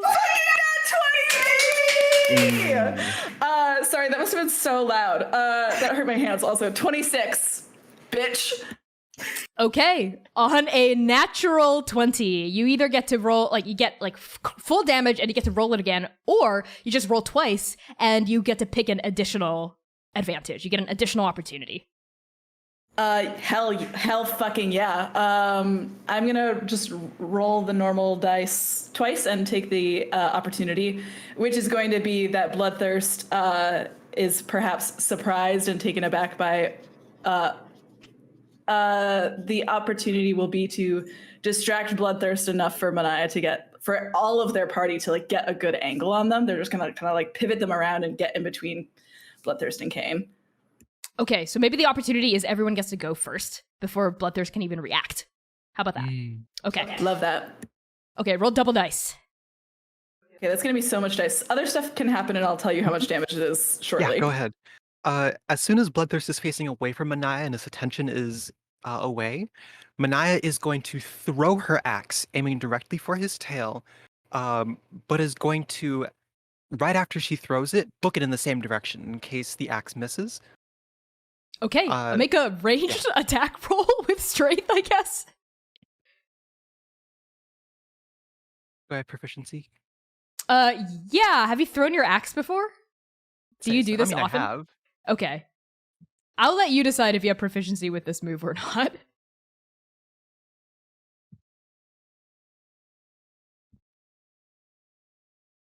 I'll use a point of personal inspiration. Sounds good. I'll take that off the table. I did not do better than that. That's going to be a 13 total. Yeah, that's not gonna hit. You can still roll damage, but Bloodthirst will get to hold one reaction, right? And we're gonna resolve the order of resolution will be after all of you go, Bloodthirst is gonna get at least one reaction against you all. Mm-hmm. Okay? So I think what this looks like is, why don't you describe to me what it looks like as the axe flies through the air? Yeah, I mean, Manaia grips her axe and then swings it back, loosening her grip so that she grabs the very base of the handle. And with a couple of steps forward, she chucks it overhand, and it goes spinning through. And it goes spinning through the air. Potentially either aiming directly for his tail or aiming slightly off. Whether or not he takes the reaction to like flick his tail out of the way or whatever. I think what happens is, why don't you roll damage anyway? He turns and I think the axe like slams into the base of his tail, but it doesn't sever it. It's probably a combination of like Skaad's influence and just like the tail itself is made of really durable material. It's gonna take more than just like a single blow to like cut it off, right? And I think the axe even like actually like lodges into like a serrated area, like a segmented area of the tail, and it just lodges there. And Bloodthirst like staggers, right? Mm-hmm. Yes, Oka. So I remembered I have an extra attack because I'm, high level, and I rolled another fucking natural 20. Okay. I fucking swear to you, that was what my face journey was about. I see. Okay, so your second attack, Oka, you get the same thing. You get to either get full damage and then roll dice again, or you get to roll dice twice and choose a opportunity. I think it's like the two fucking strongest stabs of their goddamn life. So I'll do double roll again and kind of like kick Bloodthirst's feet out from under him, grab Kane and fucking get out of there. So maybe to like not provoke an opportunity attack, so to speak. Okay, maybe the thing you pick is you take something from them, which is Kane. So why don't you roll double dice again and tell me the total after that. Yep. Manaia, what'd you get? But I want to hear from Dewey and V first. Dewey. Okay, what did you get for your damage roll, Manaia? The damage is 17. Okay, just let me make a note of that. Mm-hmm. Okay. Okay, while this is happening, V and Dewey, what do the two of you do? Dewey, I would like you to go first. Okay. When the axe hits Bloodthirst's tail, does he like turn around instinctively? He staggers. Yes. Okay. I want to attempt the same thing, but with my swords on. Okay. With the axe, like what Manaia just did, but with my swords on. Maybe like on the other side of his tail. So roll. Is that a ranged attack roll, or does it just fly out of your hand and make an attack on its own? I think it just makes an attack. I'm just like propelling it forward with my Okay. throw. Great. Then make an attack roll as your sword son with a +1. 65 points of damage from Oka on those 2 attacks, by the way. So before we Damn. resolve Dewey's attack roll, just describe to me what those attacks look like, Oka. Dream Hunter, I think, like glints, and the runes don't light up around the sword, but they do they catch the red light, you know, and they're not using any of their other Blood Hunter features. It's just them and this fucking sword. And for a moment, they actually look like they are supposed to wield it.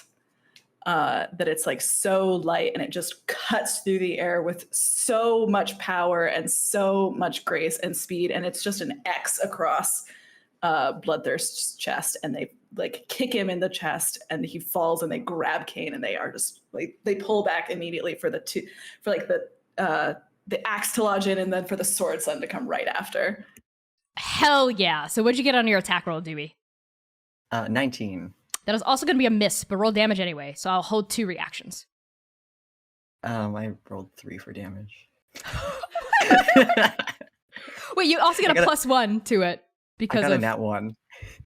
on your. Oh. Oh no. Okay, so that's a It's 3 fine. total. Correct. Oka doing 65 points of damage versus doing 3. The 2 genders. Which gender are you? Okay. God. Wow. Wow. Okay. Dewey, are you also right up there? Like, I know Manaia ran after her axe. You're also running forward, right? So you're like within melee, or did you like throw your sword son? I'm throwing it. I'm not going to get like melee range, but I'll run towards Bloodthirst. Okay. You run forward and you chuck your sword son. You know, sword son goes, yes! Ah! Oh, wait, I'm a little rusty. And it like lodges in kind of like a weird angle, right? Like against the other side of Bloodthirst's tail. And now I think in the middle of all this action, V, what do you do? V is gonna run, and when she gets within distance, she's gonna leap up into the air, do a few somersaults, of course, and come crashing into from above into Bloodthirst, and actually is going to. This is for flavor mostly, but like cast Shocking Grasp, and basically it's a melee attack, and if I'm successful, they take X amount of damage.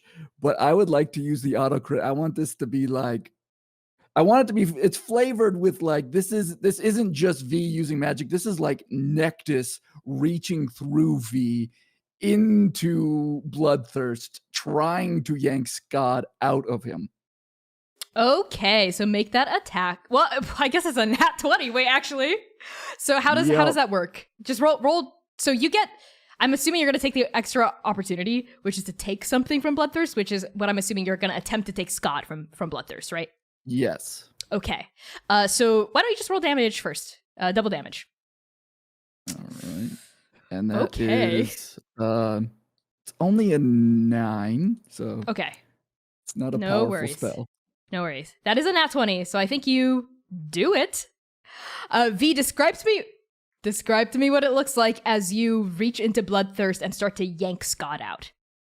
So it's like V, like hands solidly place on either side of Bloodthirst's face, and you just see the purple electric sparks coming out through her hand into its face, and it's just like you see the red sort of misty glow coming off is meeting the purple, but the purple's winning out, and you just see him slowly be enveloped by this purple mist instead. And then you can almost in V's face see Nektis coming out, and you see Skaad's coming towards, and they kiss, and then there's just a blinding light as Skaad is removed from Bloodthirst. Okay. As the blinding light sweeps out all around you, Bloodthirst just lets out a no! And is gonna use his 2 reactions. So let's take a look here. Okay. First order of business, I need all of you to make a whiz save. Do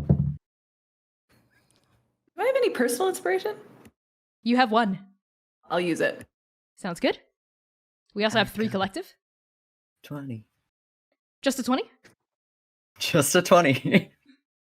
Okay. Do I want to take the nat one or should I use it? Take it. Take I will it, give you. take it. Okay, I'll give you I'm gonna inspo. take it. Okay. I'll I'll take give you it. inspo for that. All right. God. I got like an 8. Yeah. Okay, an 8 from Oka. Manaya. A 12 from me. Okay, everyone except for Dewey fails. Don't worry, Dewey, you saved. So I think what happens is it's like in the air in front of you, right? V, like just you can see these 2 gods and you can feel like you're a magnet, right? Attracting these, like pulling both Skaad and Nektis finally reunited in the middle of this swirling purple red mist.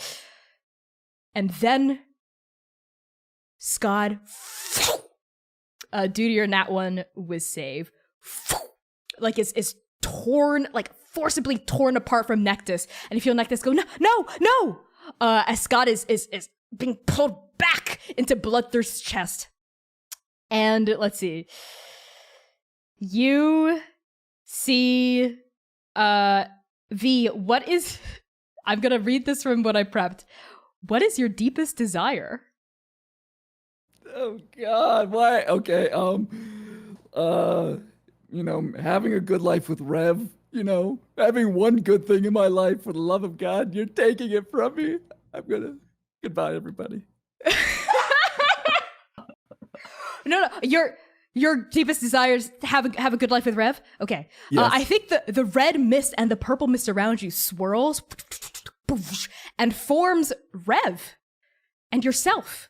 You see like an illusion, but it feels so real of the 2 of you like embracing each other, right? Like and there's just a look of such happiness on both of your faces.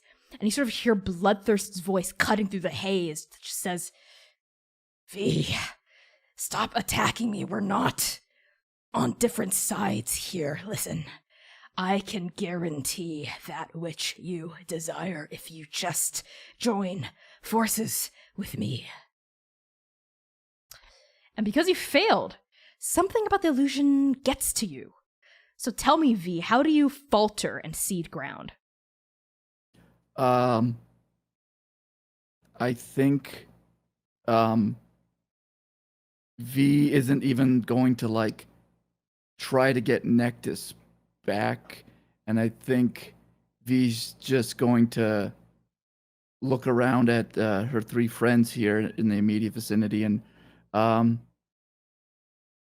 just like give up on the fight a bit. Like all of a sudden she's not like interested in this fight. She just wants to like step back from it. Okay.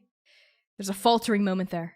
And I think similar to V, Oka, tell me, what is your deepest desire? I know you asked V, but I didn't start thinking because I was like, oh, I'm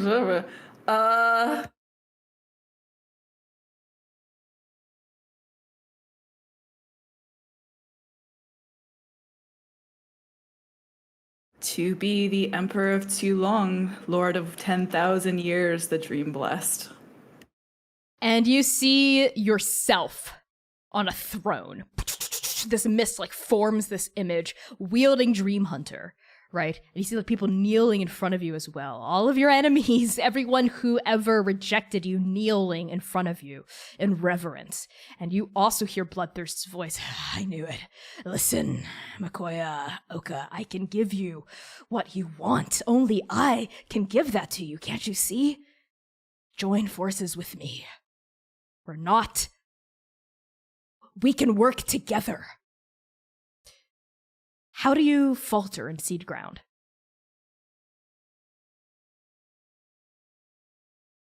I think Oka, the image stumbles, makes them stumble.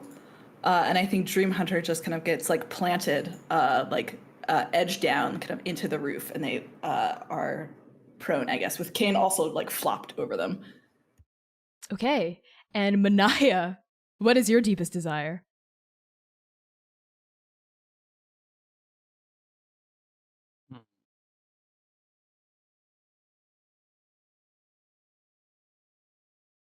I don't want to talk for too long. But Manaya's deepest desire, since she was a little girl, was she wants to walk in Queen Kakoa's footsteps. She's always wanted to be a leader, have her own ship, not rule Uhanahi, but lead Uhanahi to discover more of the world. But that desire, I think, maybe flashes before her in the mist of her, on a ship on the high seas for a moment, but it dissipates, and we see a small living room with a fireplace. Manaia, small again, and 3 parental figures sitting around her, playing a game. And you hear Bloodthirst's voice cut in and just sort of say, I can give that to you, yes. Yes, I can, Manaia. No arts are forbidden here. There's nothing wrong about necromancy to me. Listen, Manaia, I can give you everything you've lost. In a real way, just join me.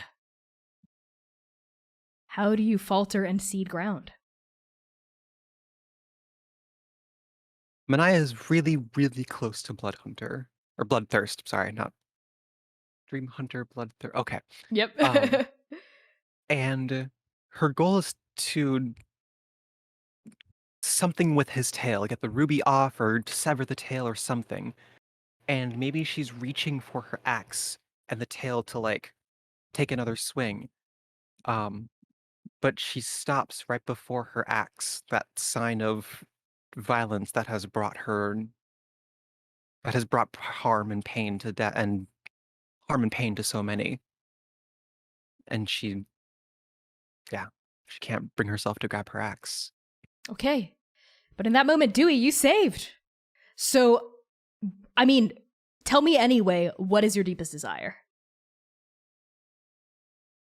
I think Dewey wants his old life back, to be with his family, to be doing work that he loves, and for the world to be like a safe place for his kid to grow up in. You see all these things. You see Hana, a little Hana, running through the mist, into Ulanni's arms. You smell Ulanni's cooking that you haven't smelled in so many long years at this point, Cardew. And you see yourself at a table with Hana now growing up, teaching her how to make things, how to invent things that will help people. And just a very domestic vision flashes before you. And Bloodthirst says to you, I can give that to you, Cardew. Listen, I know we've butted heads in the past, but at the end of the day, we're both family men, aren't we? There's some common ground to be found. Join me. But Dewey, how do you see through the farce and stand strong? I thought you were going to say see through the fart. Listen. Nope, the farce.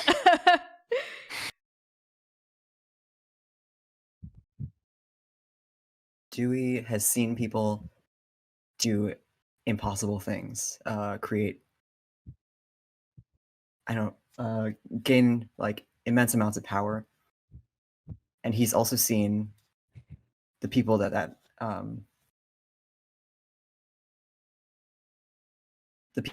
leaves in its wake, and that's the one thing Dewey. The one thing he wants is to leave the world a better place, or at least neutral, from when he entered it, when he leaves.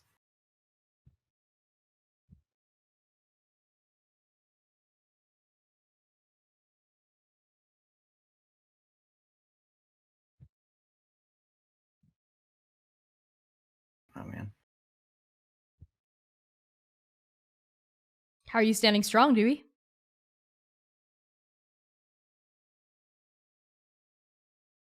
He looks at his friends, and then he looks back at Bloodthirst, and he says, they're not like you. They're not the kind of people who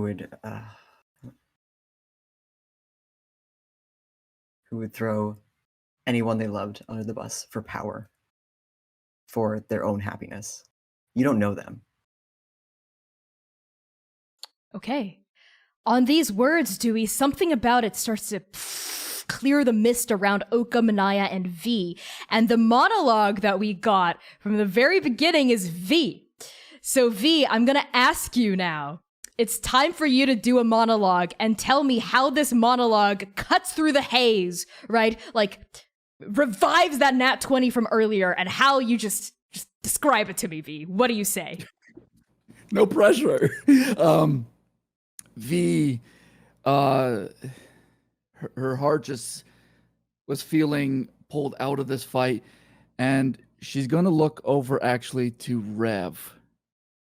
And she looks then to where the image of Rev and her together were, and she looks back to Rev and then to her friends, and she feels her heart come back to what's actually happening right now, and she looks to Bloodthirst and she says, "You and I were very similar at a time in my life. I too wanted to make something out of myself, believing that the gods didn't exist, that fate was nothing but a bad joke, and I was very closed off for a very, very long time. And when I tried to open up my heart again, it was crushed by someone who didn't deserve it to begin with. And now I'm here. And you promised me something that I already have. I have these friends who I have fought beside and given my life for, and they have done similarly for me. I'm standing beside," and she blushes a little bit, "this person whom I love very much. And you cannot remove from my heart the amount of love I have for all these people. So you take all of your empty promises, take all of your bargains, and you can have them back. The one thing, though, that you cannot have back is Skaad." And with that, V's going to turn to the sort of like purple haze that of Nektis is like there, and V is like, "Nektis, it's time to bring your lover home." And I think she's just going to sort of start running back at Bloodthirst and leaps up, sort of like taking in this purple haze and just like recombines with Nektis. And for flavor, we will do a superhero drop, boom into the ground. The roof shakes, and V is like back to where she just was. You know, purple eye, clothes not changed yet, but definitely seemed to have a shimmer about them that wasn't there before. And with one purple eye and one green eye, she just looks at Bloodthirst and is ready. You know what? Screw it. Fireball time. Okay. That is a dex save against what's the 15. DC? 15. Okay, that is obviously it's a failure. So why don't you just for kicks and giggles roll damage on that?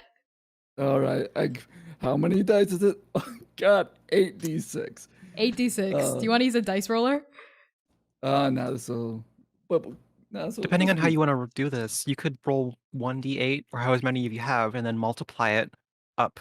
So like 2d8 times 4, or So we got, no, it's fine. 15, 21, 25, 27, 30, and 32 points of fire damage. See, that didn't take long.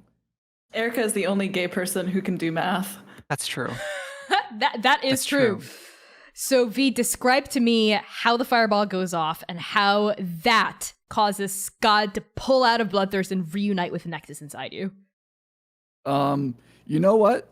I think after landing superhero pose, V is actually going to swipe, and instead of like the normal like flame color, it's going to be like this purple glow comes from the ground all around Bloodthirst, and then like all meets right at him, and just boom, this big purple glowing light, huge, and when it releases, there is Skaad up in the air, and you see the haze of Nektis coming out with like arms wide open to Skaad, and she says, "Lover, please return to me.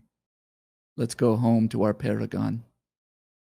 And Skaad floating in the air. I think you see, all of you see, like, Nektis in, like, her full form, which is this lilac-skinned tiefling with, like, these, like, broken, like snapped-off horn.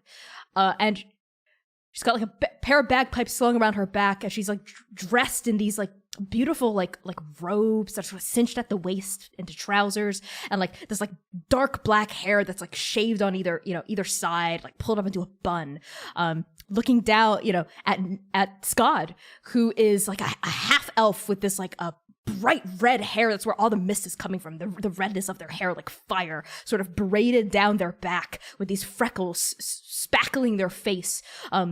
Their rounded face looking up at Nektis, and the two of them embrace, and Skaad says, "Lover, I don't know what happened. I was lost for so long. I was consumed by anger. Shh. It's okay. Let's go home." They embrace, the two colors meld into each other and poof, shoot into you, V. So, V, describe to all of us your Paragon transformation. Oh my gosh. Can I pull? Okay. So a blinding flash of light briefly, and once that recedes, you see V. Clothes very much have changed now. Instead of any type of dress shirt, it's like this green material that's kind of tied into off to the side. It's like a long shirt that's kind of tied off to the side. She's got shoulder pads, these like shoulder pieces of armor that like almost have like little dragon teeth sticking out of them in little places. And on one shoulder pad is Skaad, and on the other shoulder pad is Nektis. And V's hair is wild now, even more so than before, with green streaks. You know what? Can we also put some purple streaks in there too? Like Hell a little yeah. bit of green and purple streaks Yeah. in there.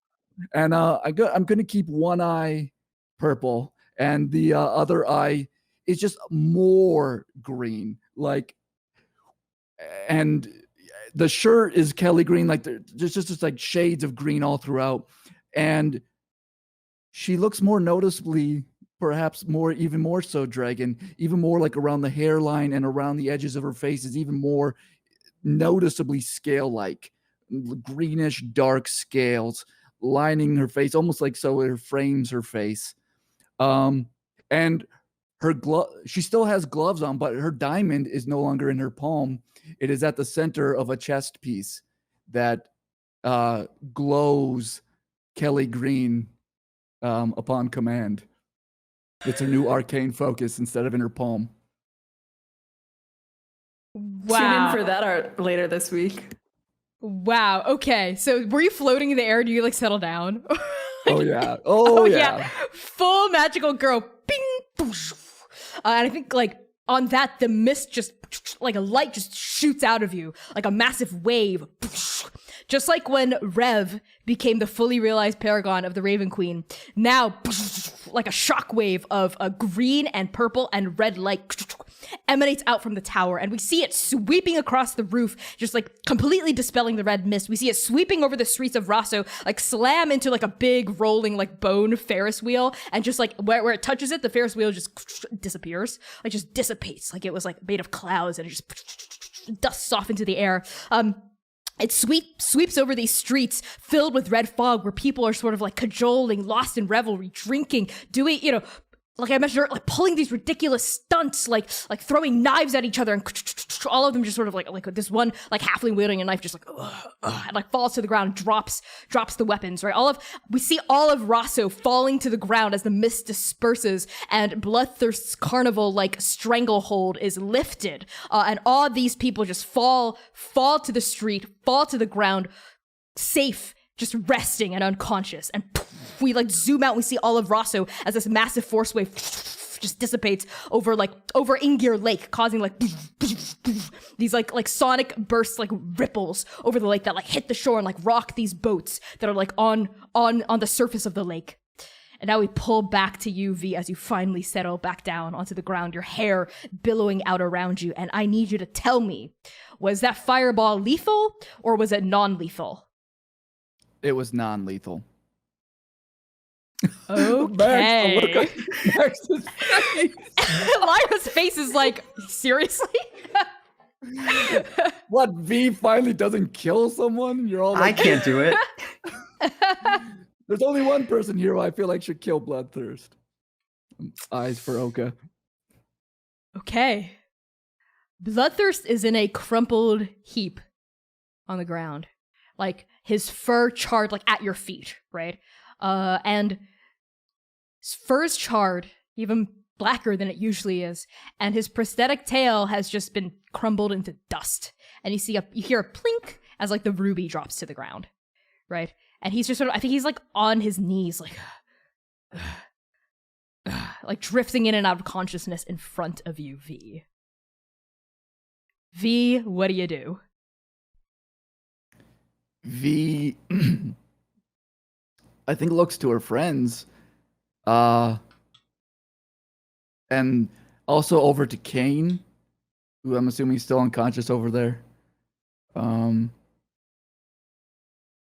Friends, I don't know what you want to do with Bloodthirst, but I'm not going to kill him. What if one of you want to take the blow? I would understand.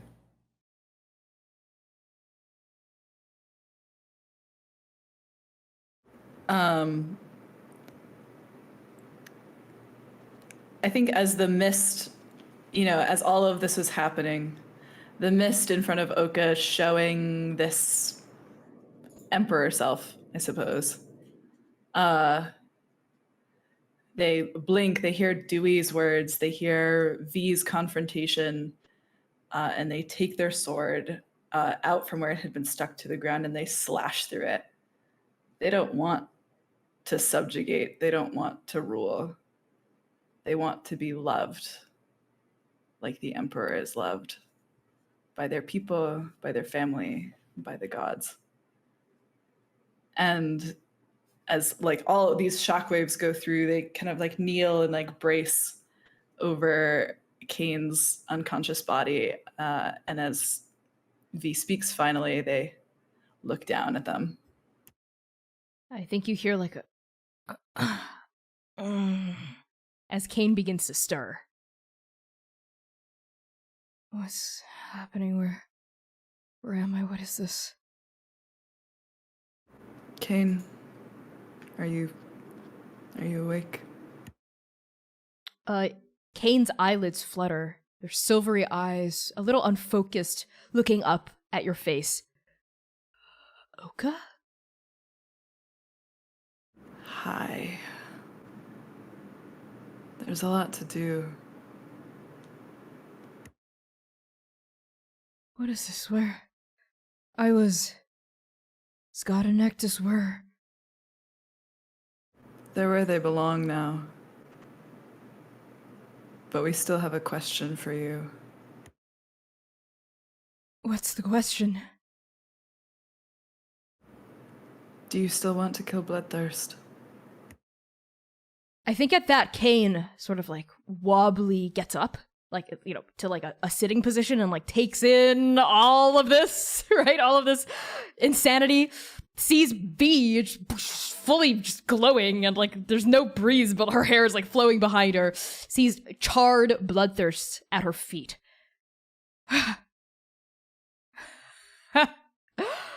Oh, it's happening. It's finally happening. You're finally getting your comeuppance. Just kill me already and get it over with. And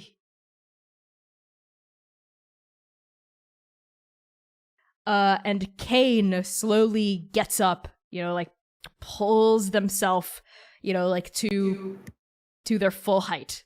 Oka helps them up as well. And Kane limps, sort of like still weakened, toward where Bloodthirst is kneeling in front of V.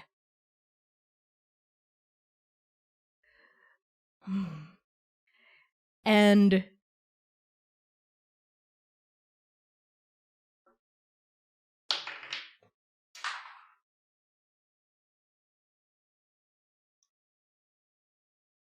Kane takes out a dagger. And they Kane. go. They ignore Manaia and they step toward Bloodthirst, like slowly.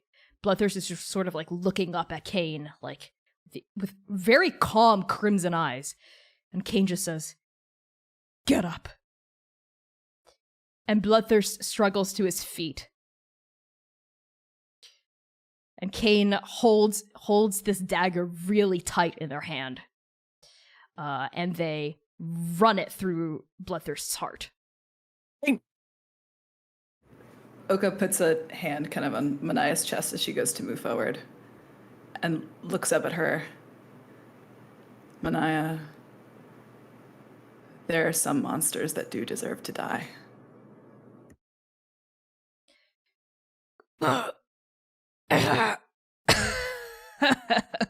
And Bloodthirst like spits out some blood, like dribbling down onto like the fur of his chest. As Kane just sort of like drives the dagger all the way to the hilt and like pushes it through the other side. Once a murderer, always a monster. And Bloodthirst falls to his knees, collapses to the ground, and dies. Rev steps forward and swipes Grim through Bloodthirst's body, like reaping his soul. And now I think all eyes turn to V. At this point, Kane just sits down and drops the dagger. The dagger's actually still embedded in Bloodthirst's chest. So Kane just like sits down, like their hands streaked with the blood of their mentor, and they just don't say anything. They're just like totally empty. And I think, Rev's looking at V. V, you're still kind of glowing. V is looking at herself, really. And she takes like a deep breath. And as she takes a deep breath, the glow starts to like die down. She like chills out like a second. And she looks back at her friends, at Rev. Does this mean I have to start behaving? And I think on that, we are going to end episode 13, arc 3 of Transplanar RPG class. We finally got our first Paragon. We got our first ever Paragon in the party. Yes, yes, yes. Thank you everyone so much for tuning in. We will be back next Saturday. That is going to be, I'm waiting for my calendar to come up. That is going to be, if anyone knows it before me. August 7th. Oh, I was going to give you a reward, but you said it before I could say it. So thank you. It's going to be Saturday, August 7th at 3 p.m. U.S. Central Time, right here for episode 14. Wow, we need to decompress after all of that. So please tune in for some juicy, juicy, juicy role-playing and figuring out what does it mean now that V is a fully realized Paragon? What does that feel like? What does it mean? What does it look like? Don't forget to tune in next Wednesday, August 4th at 6 p.m. U.S. Central Time for the final Shoot Your One-Shot session. Mercy Mercy Me, featuring Okahie, our very own Aasimar Bloodhunter, with the Hounds of Mercy. This is pre-campaign, trying to find the leader of the Hounds of Mercy after she is kidnapped, spirited away by some monsters. So it's going to be a rescue mission filled with monsters and MILFs, is what I'm saying about it. I've been Connie, I've been your GM, pronouns they, he, and she. You can find me on Twitter, Itch, and Patreon at by Connie Chong. And with that, I'm going to pass along introductions to Lyra. Hello, everyone. My name's Lyra. I use they, she pronouns. I'm the artistic director of Shout. That's lowercase sh, uppercase OUT, Minnesota's trans and gender diverse voices, and all trans, me-led choral group. I was going to say choir, but that didn't feel right. Choral group. You can find us on Instagram and Facebook at Shout Minnesota. I am also an extremely occasional streamer here on Twitch at Rika Honda. That's Rika, and then Honda like the car company. So check me out in those places. And with that, I'll pass introductions on to Erica. Do you want to go last? No, we don't have. No. We don't have to- Okay, you go ahead then. Hi, everybody. I'm Erica. I played Paragon V. Here's my business card. I do miracles and everything for the right amount of gold. And yeah, you can find me anywhere on social media at Erica Newgirl, and I stream, and we have good times. I don't actually know exactly. I'm kind of like shifting scheduling stuff around, so I'm not sure when I'm streaming next, but please go give me a follow and that'll give you notifications when I go live, and I hope to see you there. Max, lead us on out. I have been Max. I play Dewey Quirk. A dude who I guess confronted his demons. You can find me doing like textile arts on Instagram and Etsy at Stitchmonger. I'll pass it to C. Hey y'all, my name's C. I use they, them pronouns. I'm a dancer, digital artist, tabletop streamer, dramaturg, dungeoneer, creative consultant. You can find me streaming on Twitch sometimes at pi_sharp. You can also find me posting some very gay, very trans art on Tumblr, Instagram, and Twitter at pi_sharp_art. And yes, darlings, I have been working on Paragon V for the last week. And yes, it will be done before next episode. Check us out on our Discord. Check me out on my social medias, because that is where that will be posted. It looks really fucking good so far, if I do say so myself. And with that, I'll take it away to Connie for our raid. Heck yeah, we are going to be raiding Dicey Amazons. They are an all women of color, queer-led, tabletop variety role-playing stream channel. Check them out. Toss them a follow. They're amazing. Just as a reminder, we do have a Patreon, Transplanar RPG. If you want your TTRPG OC to potentially show up in the campaign, and have a cameo, pledge to us. If you want us to read out your name in the beginning and have your name on the scrolling marquee in our waiting rooms, pledge to us. If you want early access to our podcast episodes, which drop Tuesdays, every Tuesday, a new podcast episode drops, fully mastered audio, edited, tightened. So if that's your jam, that's how you absorb actual plays. Take a trip down memory lane or listen for the first time on Spotify, Apple Podcasts, Podbean, wherever you pod your casts. Just search Transplanar RPG, rate us, review us. That really, really, really helps with bumping us up to the top of the charts, helps with engagement and helping new listeners find our show. So if you don't have money, that's a great way to support us. So yeah. Thank you all so much. We're going to raid Dicey Amazons. Use the raid message. Transplanar is plane shifting into your stream. We love you all so much. Peace. You mean speech? I'm going to cut you off right now.